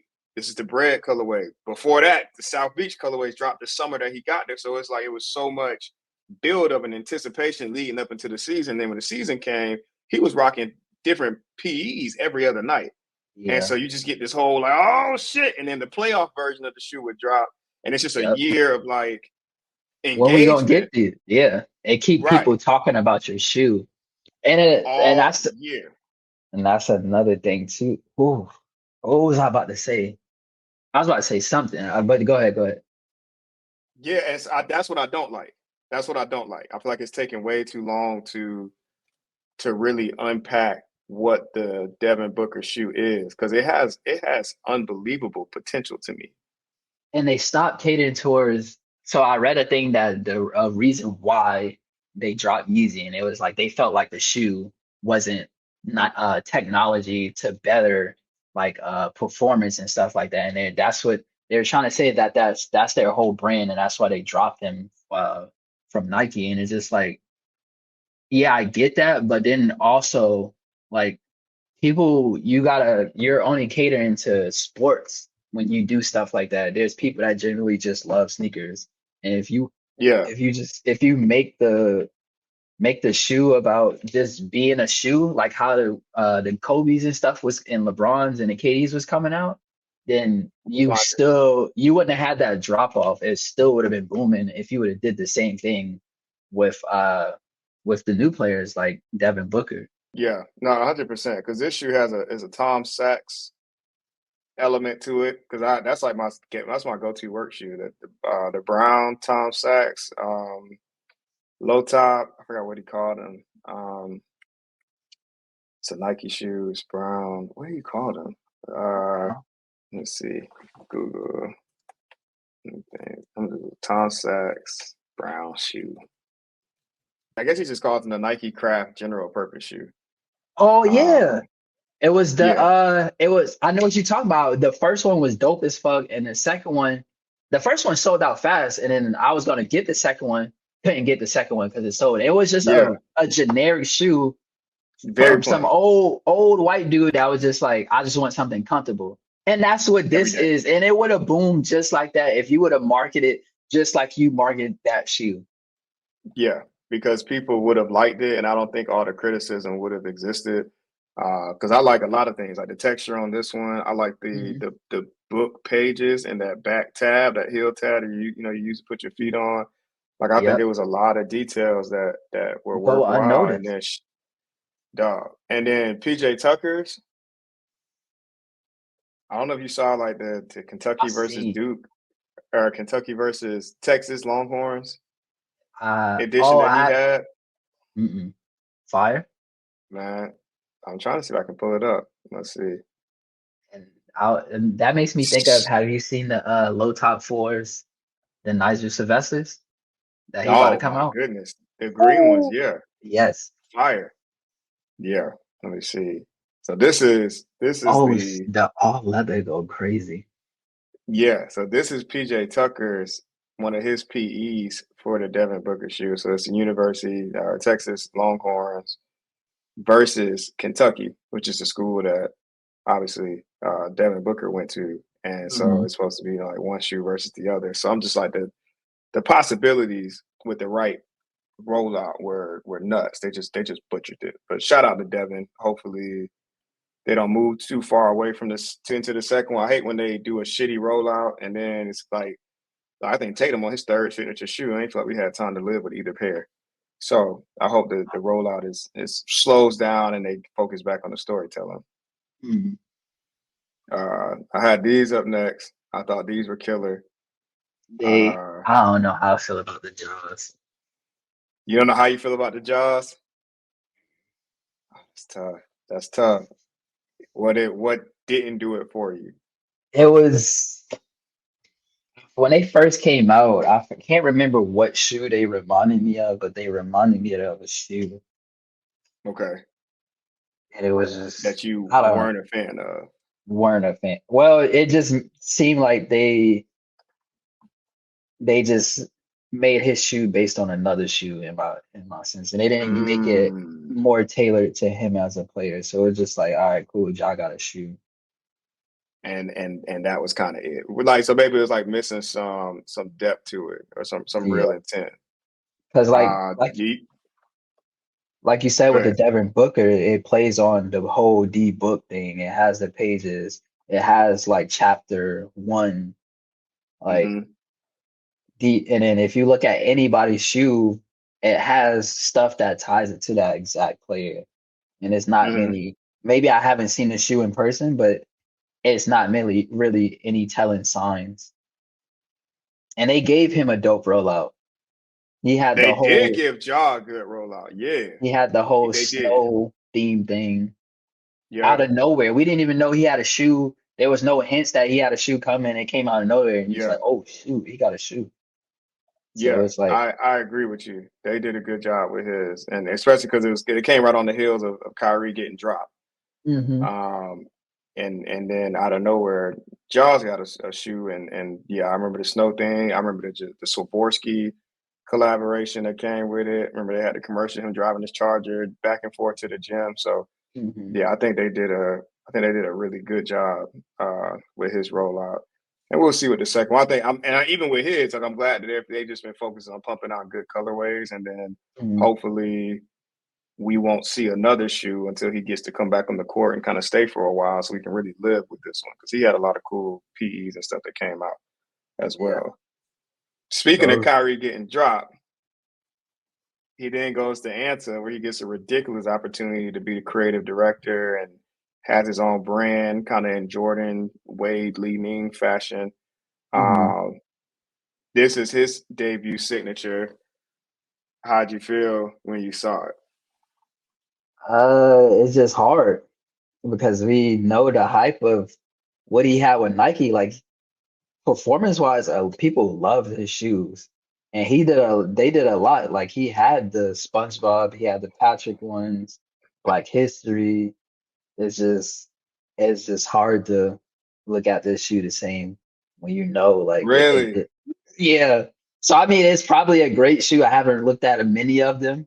And this one, I Mhm. see he still got the classic Kyrie logo on the tongue, but Mhm. I mean, it's not like old.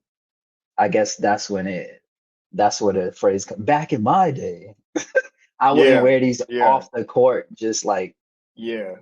like I just bought a pair of Kobe's, like the Venice Beach Kobe's came out, Yeah. and Yeah. I'm wearing those with shorts. I don't see myself wearing this outside of just hooping. But the Yeah. Kobe's, I can throw on some shorts, a graphic tee, a fitted, and we good. Yeah. And make something happen with it. I think I was just happy that he one had an opportunity to go somewhere else Mhm. because I'm actually proud of Kyrie in more ways than I can celebrate. And not that he'll ever hear it from me, but I hope he hears it a ton from the people around him. One, like just there was the growing pain that he had to go through that he went through in front of all of us, no differently than the growing pains that we all have to go through, which is not under the public eye. There was Mhm. the mismanagement and mishandling of him, I felt, from the Brooklyn Mhm. Nets organization about his political stances and whether he wanted to get the vaccine or not. I thought they blew the shit. They took the cowardly route, in my opinion. Just blame it all on him. We won't take any onus. We'll keep putting him in front of, because there's something distinctively different about not just Kyrie. Kyrie and his growth as a human, but Mhm. Mark Cuban and the Dallas Mavericks. There's something perfect about that pairing because you don't really Oh, see any of those press conferences and any of that shit. And and it could just be not being in New York too, but there's just a different aura about Kyrie playing basketball in Dallas that just seems to be working really well. I'm rooting for him tonight. That'll be when mhm. we get off here. That's the first thing we'll go do is check out the game. So Um, I respect Kyrie because he knows he plays basketball. He knows he got to that stage because all the hard work, the work ethic he put in and stuff like that. And then three, uh, he knows the responsibility that comes with the job. Is like now it's not only you're not just playing basketball. Now you're yeah, well, not mentor, but children look up. You're a role model and stuff like that. yeah, And but he was more of like, hey, I'm still a human being at the end of the day. Like you're not just gonna treat me in any kind of way. I'm still gonna right, still putting myself first at the end of the day to right. because it was more like he was uh bringing up mental health stuff and stuff like that. It was like we're not just players. Like you need to Human treat us like beings, bro. human beings at the end of the day. We Yeah, got to take care of ourselves. And I mean, it might suck because it is a team sport. So it was like some of them it was like, oh, it was his birthday, and then he lying and say he's sick, but really you just didn't want to play that day. So I mean, it you just sucks, didn't but want to play that day. yeah. So it was just like, and then the media, and then he was in New York, and that's like the capital of media. Yeah, So it's like once you get yeah, it on that spectrum, they just gonna throw you under the bus. And now the team kind of disassociated with him and kind of I feel yeah. like they outcasted him, which I can't get behind the anti-Semitic stuff that he probably because me and my friend looked at it the other day because he's Jewish and I was like, what the thing that Kyrie did was it that bad? And he was like, I don't know, but it's still like if it's anti-Semitic, that's still fucked up at the end of the day because we went through some stuff. But he was like, True. I don't think it's that bad because from what we found, it was just like he retweeted uh, a documentary that was against Jewish people, and Yeah, and the media, and he said the team was coming to him and telling him that to say that what he did, I forgot what exactly it said, but it was like it was borderline, and it was like now the team was trying to make him say that uh, say something that he wasn't aligned with. right, I mean, right. really, Yeah, no. he just really wanted to be an individual. He really wants to be an individual, and I can't take that away from him. Um, I thought the documentary was I hadn't watched it, and I think it's layered and it has a lot of things that it brings to you. But I think the one thing that's important for all of us as it relates to just our journey learning is, um, you know, I think there's some benefit in, you know, if you're gonna study things, study all things, right? Like, and the Mm, easiest way I could put this is even in his last presser, he talked about how, you know, he's been putting an added emphasis on his desire to play defense because if you're going to be a student of basketball, it's not just offense. And people mm-hmm, only talk about what it means to study offense. It's like, no, how much history do you, and how much do you take away from the richness of a game on the defensive side of the ball? And so even with mm-hmm, religion, I think there's value in understanding and knowing the reality and the plight and the journey and the mm-hmm, accomplishment of the Jewish community. But I would be remiss to act as if there's absolutely nothing that can be gleaned or better understood about the duality of that time period mm-hmm, if you don't study and read about the Nazis. And the mm-hmm, scale of which you do either one doesn't have to be equal. It doesn't have to be 50-50. I know this much about this and that much about that. But to know nothing about that, even like from a religious context, we spend all this time as Jesus, Jesus, Jesus, Jesus, Jesus. Okay, cool. But then, like, how could you ever learn to recognize the devil in this world if you spend no time understanding how his existence manifests and mm-hmm, presents itself? Because it's not, oh, I'm running late for the work. The devil got trying to get me. It's not that. It's way more as far as the reality of the fight that's happening. mm-hmm, His presence is a whole lot more than that. I think one of the best books I've ever read was a book called Outwitting the Devil, and it's an older book that's been republished many times. And the author, like 1930s, 1940s, the author is having a conversation with the devil. Now, granted, he was like a psychologist, so he's playing himself, and then he's writing the script for Satan, if you will. But they're sitting at a table and they're having a conversation about life and the world. And Satan, almost in like a context similar to the show Lucifer, is answering questions like, okay, cool. What is your presence in like the school system? mm-hmm, Right. And like, it's a very weird book, but when you listen to it and look at it, okay, damn, you know what, that makes sense. He's like, yeah, like, everybody thinks I'm here and I'm affecting your life this way. No, the minute they took prayers out of school, depending on what you believe in, of course, that was me. That's the me that you should be worried about. Like you look and it changes the way I feel like just mm-hmm. interpret and understand what it Yeah. really means to try to get out of his grasp. Um And that was and the like next thing me and my friend, the conversation we had at that was like we kind of like some people it's okay to have a freedom of speech, but some people don't know when it's not okay to have freedom of speech because it's like we don't need to yeah, know everything. And then for two, you only know one side of a story, and that's the right, story that you're putting out there. So and right. like when Kanye said the ignorant thing, like the next thing we talked about was Kanye, and we was like Kanye was like saying black people should have just ran away during slavery. And it's like, bro, do you not know what they was going through? They couldn't just run away during slavery. So it's like people have these platforms and they say they don't know that they're saying something ignorant because they don't know the full truth of it, but they just are saying ignorant stuff. And Yeah. And then and yeah, but like I said, I think and then you even when that comment came out, for me, I'm looking at it like, okay, the comment in on the surface is going to offend and bother a whole lot of people, mhm, without a doubt, right? And the reality of it is, yes, they were, hands and feet were tied, options were limited. There's a mhm, reason why. I would say there's two reasons. There's a reason why we know Harriet. We know um, the few that have led revolts, Nat Turner, but there's many more that tried. We just don't know their names. mhm, And then two, there is the math that goes along with that, as especially for our generation and the blessed opportunities that are afforded to us based on the sacrifices made by many before us. mhm, The ratio of slave to master on any given plantation had to be 200 to 10, 200 to 20. And so the numbers don't support the reality that they could have just fought and ran away and everything would have been fine. But it does support, and I think will always echo the beauty and the power of our unison, um, because we'll always be in a fight. And the more togetherness and um, shared thought and community that we can showcase will always better um, put us in a better position to be able to do, fight, and defend more, right? So like Mhm.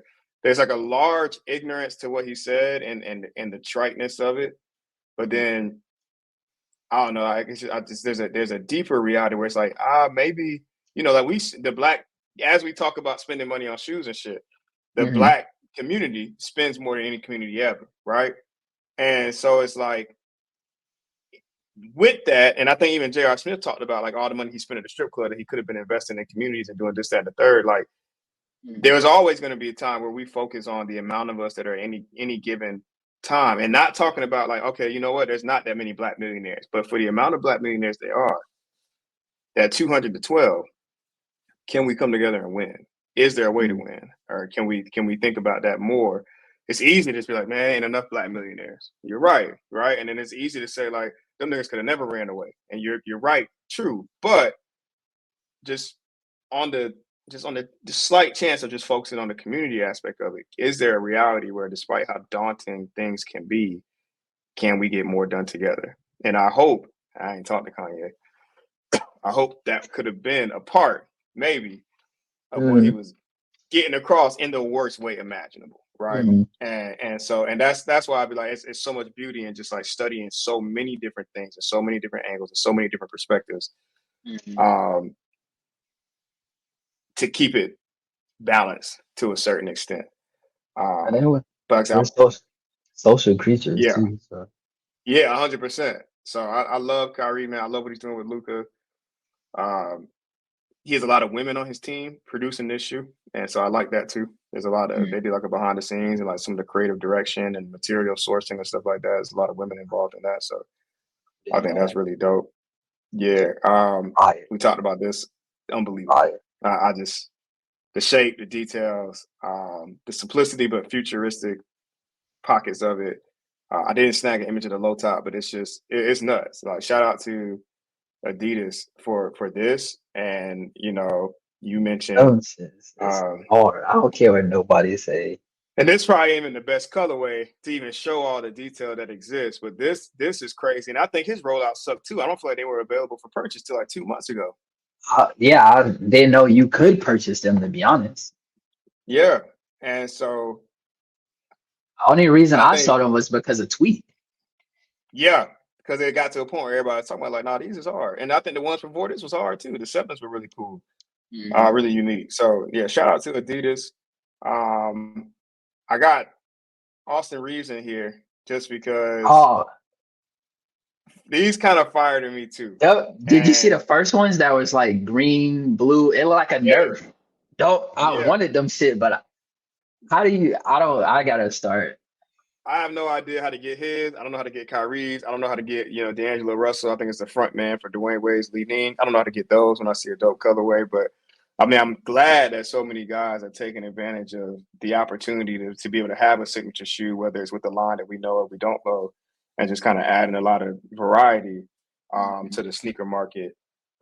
One shoe that I put in here that deserves all the praise in the world, even though it's coming from um, a market that hasn't been fully tapped into yet, um, is Sabrina, Oh, mm, right? For the New York Liberty.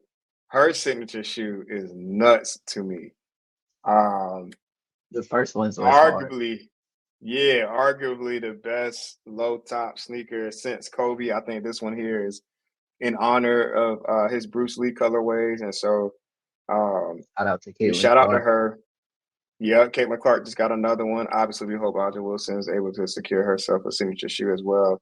Well, no, because Um, Caitlin Clark was killing it in them Kobe, them Bruce Lee's. yeah, oh yeah, yeah, she was because she was wearing those throughout the Oh, tournament. Yeah, yeah, 100%. So yeah, that's kind of just where I was at, man. The signature sneaker market is nuts right now. Really, really glad that it's kind of back, at least close to what we've seen. And then so many people wearing runners now, which I think is probably just reflective of our age and the fact that we're not like playing sports, I guess, anymore. Whatever, everybody's in the comfort, ASIC, New Balance style. I know I bought more New Balances this year than I ever have. I gotta Um, tap in. I used to be on it heavy and then started making decent money, and I've been on a Jordan wave. Man, I only get classic Jordans now. Mhm. Um, but the New Balance, yeah, I've been on it. The protection packs, Joe Freshgood. Shout out to that nigga Joe Mhm. Freshgood. I feel like everything he fucking touches is Uh, fucking fuego. It's this as insane. well. Um, and I think a lot of shoes are collaborations. Too much collaboration, not enough collaboration. Do you like the collaborations? Do you think I've Nike and them should get back to homegrown products? I've kind of slowed down, honestly. Like I've only bought 4 pairs of shoes this year. But I feel like Nike needs that Virgil, Yeah, or they need they need that one person that's bringing what they do to the table and bringing it to any Nike shoe they want. Because I mean, Travis Scott's don't come out that often. His shit is on the hmm downfall. Like I like those. What are those? The flight trainers that the Jordan flight trainers that just came out, or Cactus Jack yeah, Jordan. I like yeah, those, but honestly, they just don't have that person that's touching shoes like Virgil was. I mean, it's gonna be hard yeah, to duplicate what he did, but it's just like I fuck with the reimagines though. Like I have the yeah, threes, I have the fours, I have the ones, yeah. and I have I always pronounce it wrong. How you pronounce it? The Amar, whatever it is. I'm mom and Yeah, yeah. why can't I pronounce that shit? But yeah, I have I, both the Jordan 5s. I have the white ones, the black ones. I wear the black ones like crazy because you put in oh man, that them was one of my alternate favorite laces. shoes. That's one of But I my favorite shoes that I've caught in my life. mm, Just because the details, the textures, the colors, and I think because I was at one point I feel like 5, 6 years ago it's like, oh, if you buy all the collaborations, you're a hype beast. That's one thing. I think what I like about it now is growing up with like DJ Clark Kent, and like he mhm, would ship out the friends and family exclusive, the friends and family mhm, pack, and the colors that would be attached with that, the details that would be attached to that, the purchase, the packaging that would be mhm. associated with that. I'm like, man, when That's I the spend thing. my money, that's what I want. I want the colorway. I want the texture. I want the box Mhm. that actually gives a shit. Because sometimes even Jordan and Nike's best general releases still come in the standard box. No, when I Yeah, and it's buy this, I want that. And I think that's where the collaborations stand for me now. It gives me an opportunity to feel like I'm actually purchasing something that's especially that was it's crafted from special. everything. Yeah. Because even the It's 11s, they don't come in the pull-out box no more. It's just a flip. I'm like, bro, I it's don't just even a want flip this shoe box. no more. I don't want this shit anymore. Right? Where is the plastic overlay with the Yeah. tissue paper, slide Mm. out? Like where is all of that? They No they Jordan they take card. that away. No Jordan card anymore. Like all of those details that kind of made waiting in line worth it. So like the Amam and the box with the texture, the repeated A all over, which is the same thing that's in the inner lining or the sock liner. Is that what they called it? Probably so. Because it has like Yeah. and then the mesh is like the mesh on the side of the Jordan 5 is aged.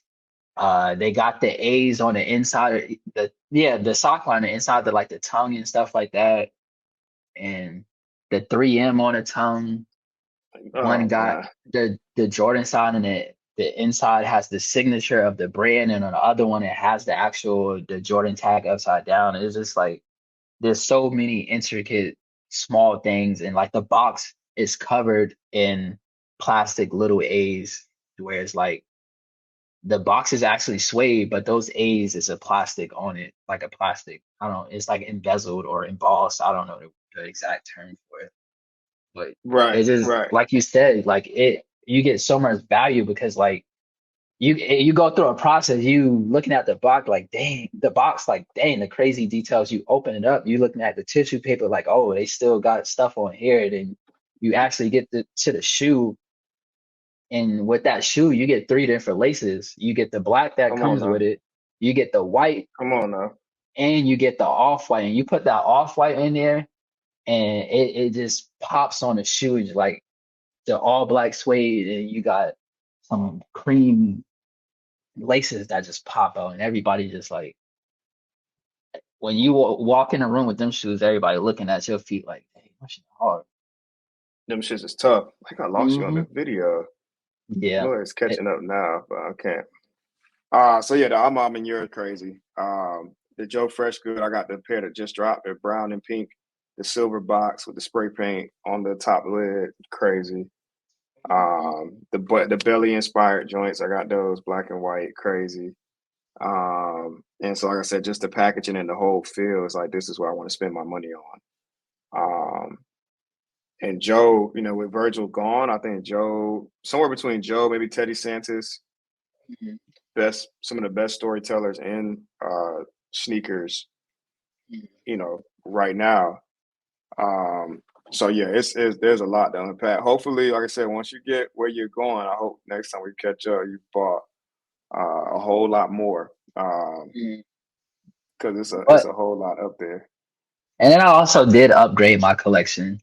So I mean, we talked Okay. about it beforehand, but I bought my first Yeah. pair of Louis trainers. And man, Ooh. I've always wanted a pair Ooh. of them, and I finally got a pair, and now it's like a itch that I gotta scratch again, bro. Ooh. Like, like, like when you say you care about the packaging, you gonna really fuck with the packaging for because you get the box, it's a nice box, and then you also get bags for both shoes. And then when Yeah. you get the shoe, the detail on them is crazy. And like I have the white, they're white, black, and they got denim on them, and the denim has the Louis logo. Ooh. And it's just like, and when you Ooh. wear them, you think people look at your shoes when you wear those fives. When you wear them Louis out, people like, oh shit, you really Yeah. about this. So it's Yeah. just Because they got that classic one. I like the runner that they have. It looks kind of like a that's the one yep. It's the one that looked yeah. like a Jordan 3. Yeah. So I love that one. And then they got one that's like in the New Balance ballpark too. I was in there Mm, Valentine's Day shopping. I was like, yeah, I fuck with these. The only designer show I have is I got the Salehi Benberry Versace joints. I mm, don't know when or if I'm ever gonna wear them. They're a little. I love them design wise and aesthetic mm. wise, but they're a little audacious for me. Like they're big. So I was I like, thought I would But never wear them I Louis thought I'd before. never venture into it, but you know, Yeah. can't hide Yeah. money, and I'm not trying to. So, And like we said, we work hard so because we collect expensive stuff and we yeah, like spending. So yeah, yeah, I'm no, definitely 100%. 100%. Well, listen, I'm gonna say, like I said, Coop's not here. The one thing that Coop's been doing that I'm gonna do, hopefully, when he sees this, is like it's sufficient for what he normally does. Is he's got this segment where it's kind of like a this or that, right? And Mhm. so a couple things that pop up on the screen, you have the opportunity to kind of make a selection, and all chosen at random, but still kind of attached to the individual that's having to answer the question. So we're gonna get into that. Obviously, here we got Isle of Palms versus Folly Beach. Dang, Which that's one is tough. better in your opinion? I'm gonna have to go with Folly because they have the bar right there. I Yeah, mean, Isle of yeah. Palms now has Windbreaker, but they don't play music that I'm into, so I'm gonna have to go with pass on Isle of Palms. I'm gonna go with Folly. Pass on Isle of Palms. I Yeah, mean, we had some good times at both, but I think Folly Beach might be a little bit more I s- we enjoyable. had, I don't know if he was there when stuff went down on Folly, but it was one crazy night in the dorms. I'm not gonna put that out there, but it was some crazy stuff happened on. We'll have to get on that one Uh, offline. Um, the I can't go. Carolinas as a whole, right? Because Charleston just Mhm, had the River Dogs and they got the mhm. Gamecocks, but I feel like as it relates to sports, I feel like you could, everybody has to either root for the Panthers or root for the Hornets. I'm rooting for the Um, Hornets. you're rooting for the Hornets. Yeah, because my NFL team the Vikings, so I mean I can't pull for the Ooh. So Panthers. this is Yeah, a two-part. I started asking people in Chicago, like, what matters more, the Bears or the Bulls? And a lot of people pick the Bears. Like they feel like Jordan had his era, but the hmm the the staple team of the city is the Bears. I was like, okay, I never really Oh, thought about that. damn. So which one do you think means more to the Carolinas culturally, I guess, even Panthers. though They you're a actually have a Vikings Super Bowl. fan? They actually have a Super Bowl win with Okay. Delhomme and Steve Smith. Okay. Got you. So then then that's it. Then the Panthers mean more. Um, being in South Carolina, Charleston, shrimp and grits, pimento cheese, two things that I feel like are signature to the city. I haven't had better shrimp and grits than I've had in Charleston, and I didn't even know what pimento cheese was until I got there, honestly. Which dish or Oh, offering matters more? if we was on Drink Champs, I would have to take a shot. Oh, damn. It's Yo, like that's that. tough. But I'm gonna have to go with shrimp and grits on this one. Shrimp and grits. Yeah, that's fire, Yeah. especially if the gravy is nice. Put some hot Where it's sauce supposed to on be. there. Yeah. Yay. A heater. A heater. Okay. Okay. That was a tough one then. Uh, you talk about cultural relevance and impact. I think I know the answer to this one.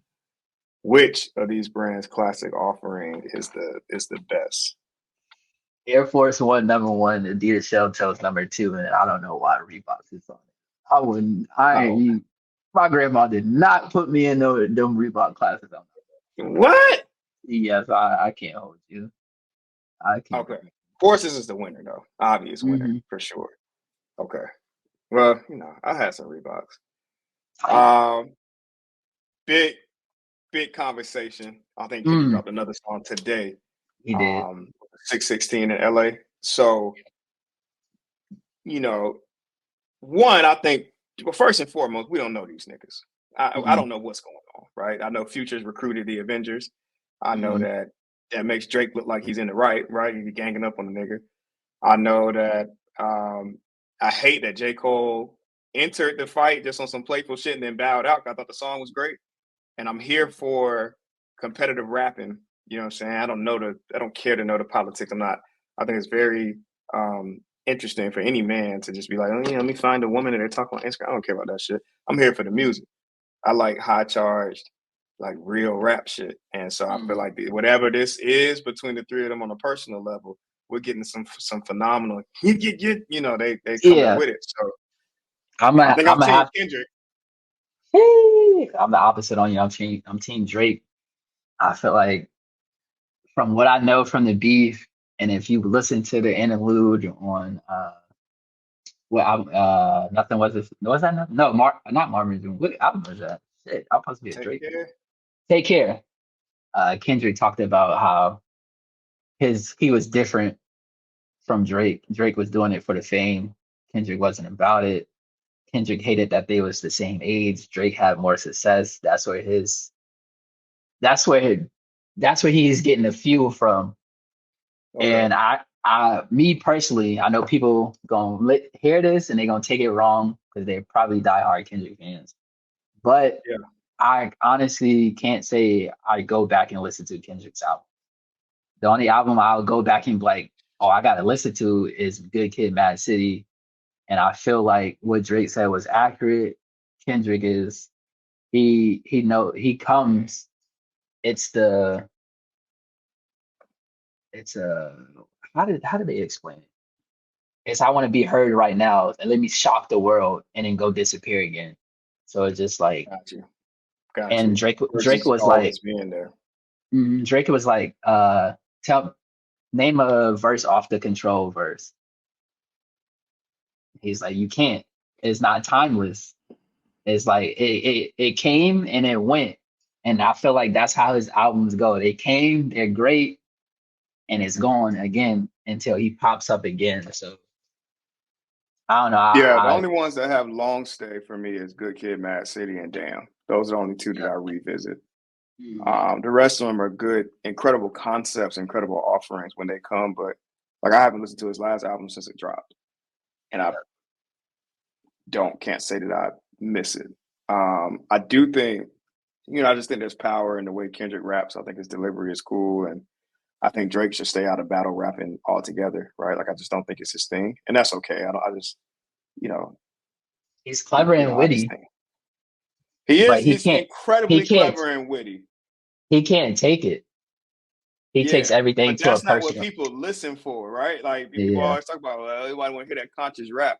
So I think he wins the battle for the people who care to do the research, but I think he loses the battle for the casual people who don't like listening to all that, don't like digging that deep anyway. And Kendrick and Pusha T have a more like in your face, like I'm saying this to get you type of attitude, Yep. not Hmm.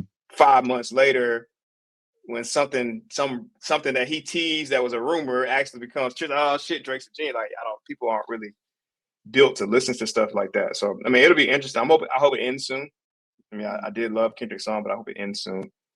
I saw Um, a tweet that was saying that he was supposed that Drake and J. Cole wanted him on Last Person Shooter, and that's what a beef flamed up because uh, Kendrick didn't want to do it or something happened. But he should have did it. I think they low key scheming something up. Like they Probably. do.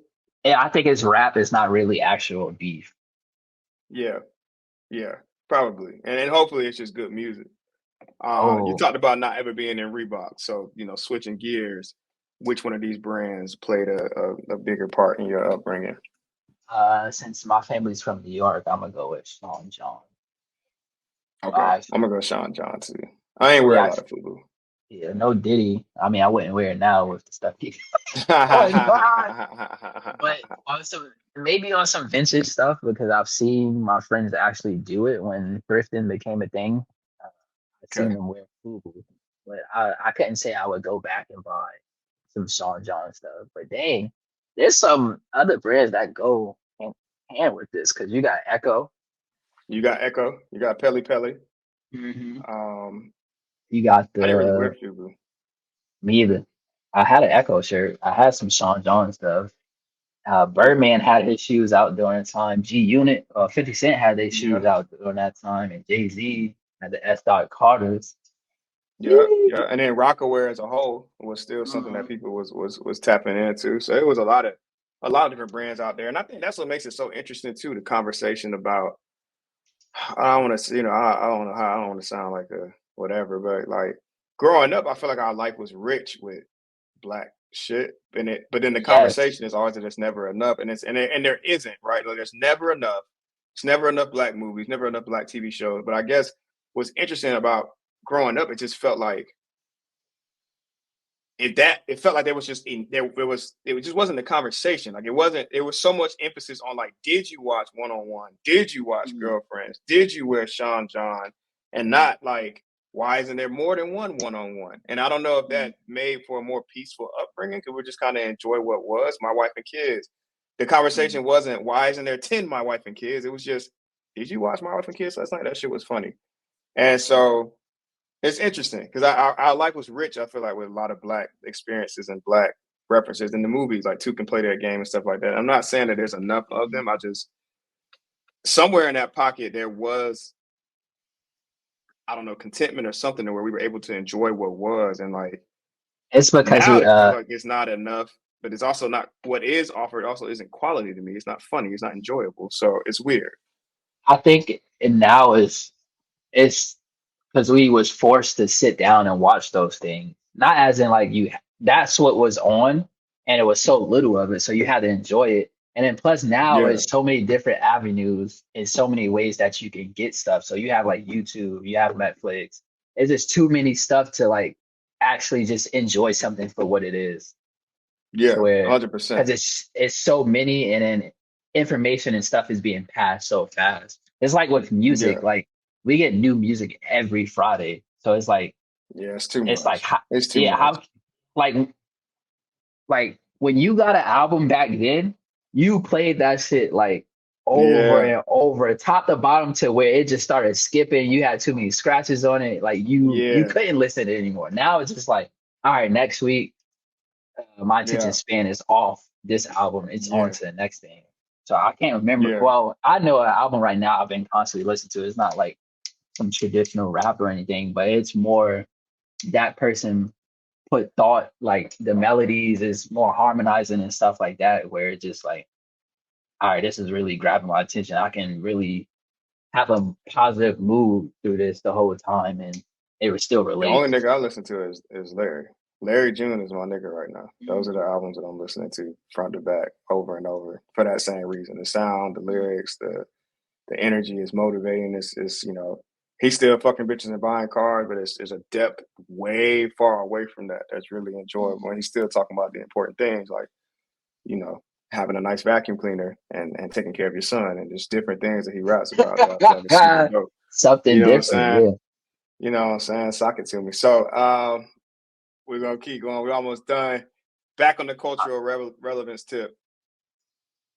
Cam You know, doing, which Cam, yeah. I don't even know who bro is, to be honest. Gerald That Wallace? mu- yeah, Oh, that's that's crazy. probably that's probably embarrassing to say, but I know He was more a of him. dog. He probably He was was a nice on the dog. court, but I do Yeah, not he was a remember. dog. Wow. Yeah, I think that one of the few times that the Bobcats even made it to the playoffs, it was off the strength of him. He was a Jordan Brand athlete, double sleeve, was kind of, kind of swaggy for him back then. Yeah, he was really good. We touched on this earlier just a little bit, but um, Hey, bro, I who's doing better, you think? And Ronnie. it sucks because Ronnie's been doing it for longer and his collab history is a little richer. Um, Is do you think this Amon Manure has that potential or I haven't tapped into their clothes. I've tapped into their sneakers, but I know Ronnie's story and it hits home. And then the things that he does with taking his brand, collabing it with another brand is not on let's just put something out. It goes into like the fabrics, like what he's doing is just like when I wanted my brand to be a thing, that's what I wanted to do because it's it's week after week, it's something new, and it's just like you can tell. Like I wish I could sit in that room and man? see what he tells his creative team and how they just attack it because it's like I was just texting my I would say my best friend or the closest homie I got, and we talk about stuff like this because we both are entrepreneurs, and that's who I like. About iron sharpens iron. But we were just talking about how he's like he has to be years ahead to the point where right if we look at what he's making right now, it has to be for like 2027, the Yeah, way they're dropping. yeah, And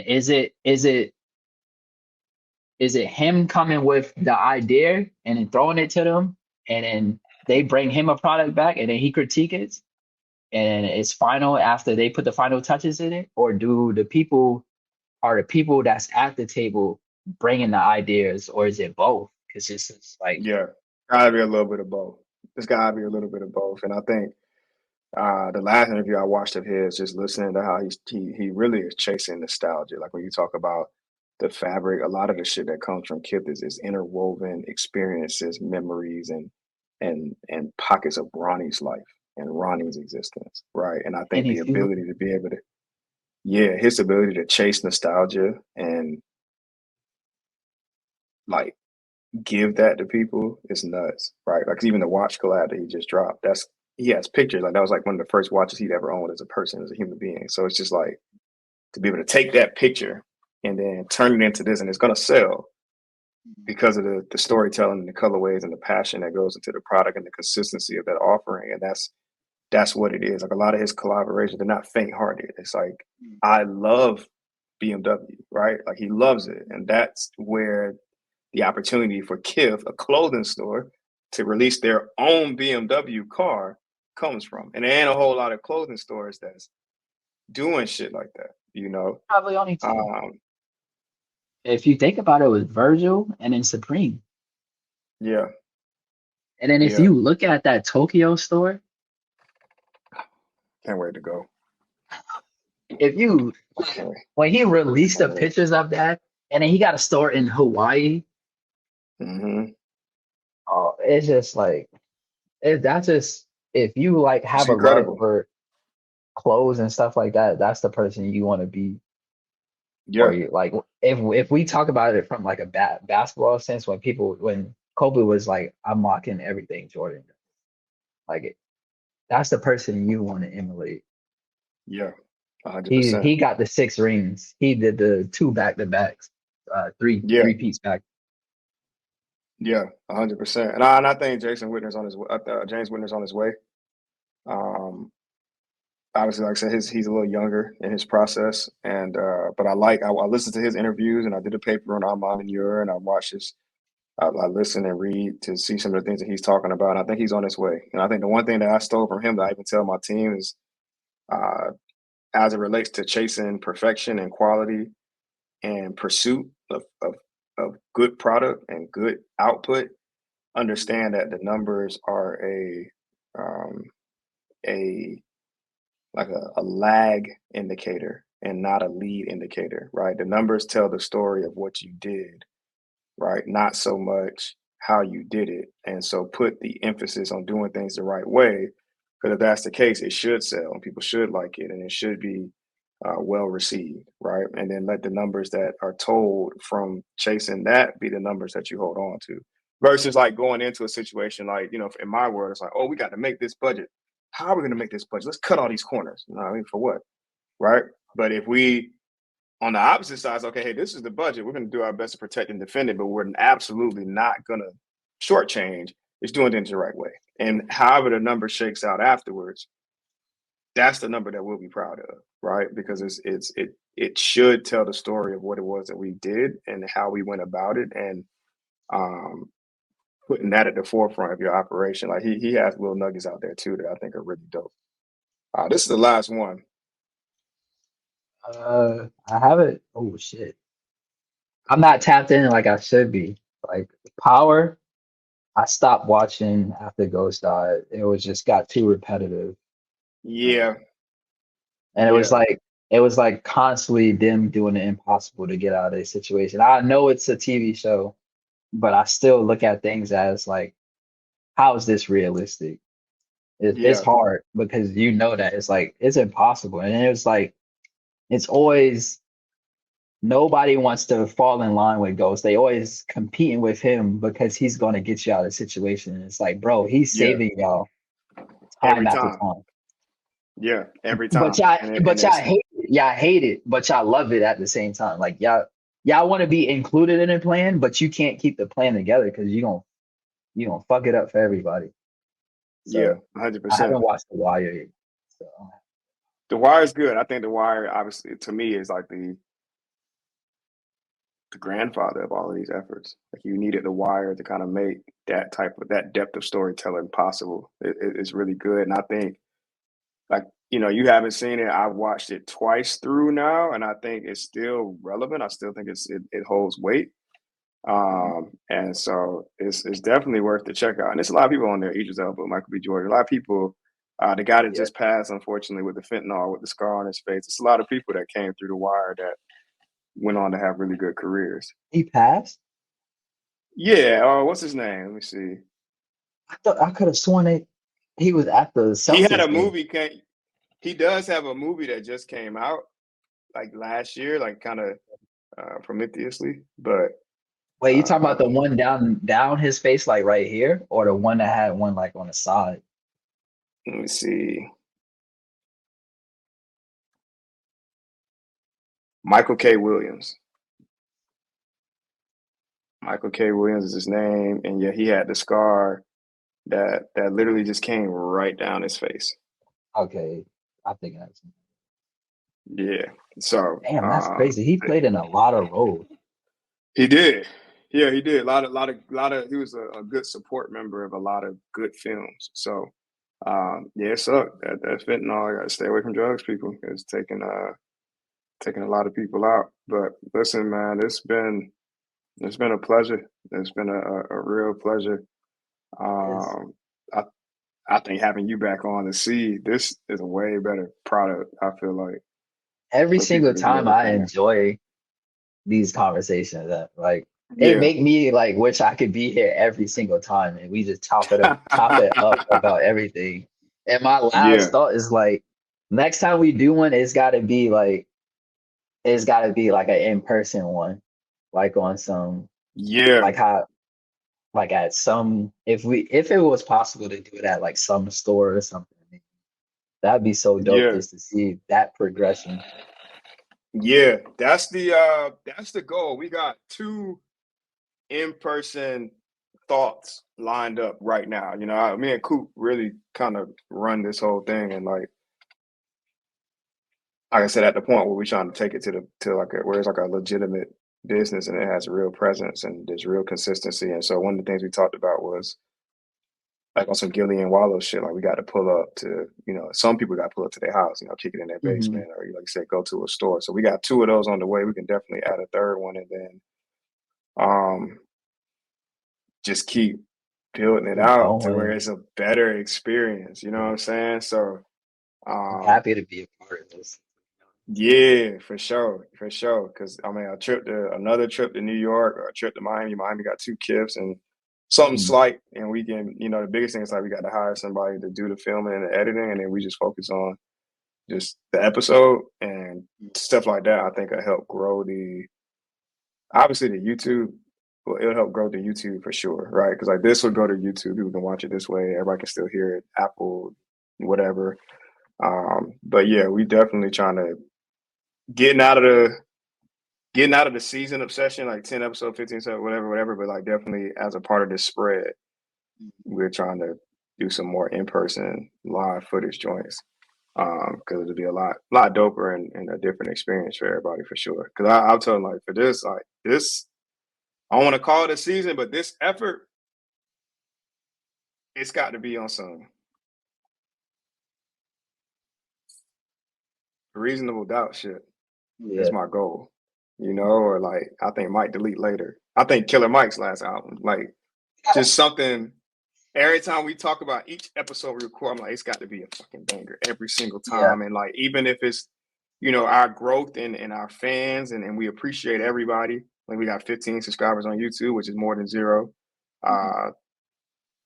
7 reviews, 8 reviews, more than zero. So for everybody who's still here, appreciative of that. But I want this to be the turning point in what we're doing. And I want when people backtrack and be like, no, this shit, it really started here. Like the old shit's still available, but the for y'all to understand more of us and what it is that we were trying to do, it really starts here. So, Mhm. and I think Jay-Z's Reasonable Doubt, no matter how many years pass, is like, I still don't know. One, his first album is better than a lot of niggas' fifth album to this day. And if you appreciate Hov, there's Reasonable Doubt. I mean, unbelievable replay value, right? Like it's a stronghold into like why he's here. And so that's what this effort is meant to be. So we are eternally grateful to have you be a part of it, and definitely, yeah, like I said, you're a friend of the show, so you're always welcome. It's a blessing to be here, and it's always genuine, great vibes and great open Yeah, conversation. The dialect is yeah, yeah, for sure. Well, listen, I'm gonna get up off of here, man. Go check in on Kyrie, see if they can close this thing out, brother. And then we'll catch up with you. Like I said, next time it'll definitely be in person. Pick a city and just pull up. yes, sir. Nah, that's a bet, brother. Peace. Hold out. Some of y'all you, some of you run shit the way that you move. Live like king, gon' die, one slip up, know they gon' slide one. Ride to die, my flesh, my blood. Rambo amp, I'ma ride for my hood. You gotta feel me, but king mean. You see your mind disappearing. Make a move before you end up missing. Listen, some of y'all you, some of you run shit the way that you move. Live like king, gon' die, one slip up, know they gon' slide one. Ride to die, my flesh, my blood. Rambo amp, I'ma ride for my hood. You gotta feel me, but king mean. You see your mind disappearing. Make a move before you end up missing. Listen.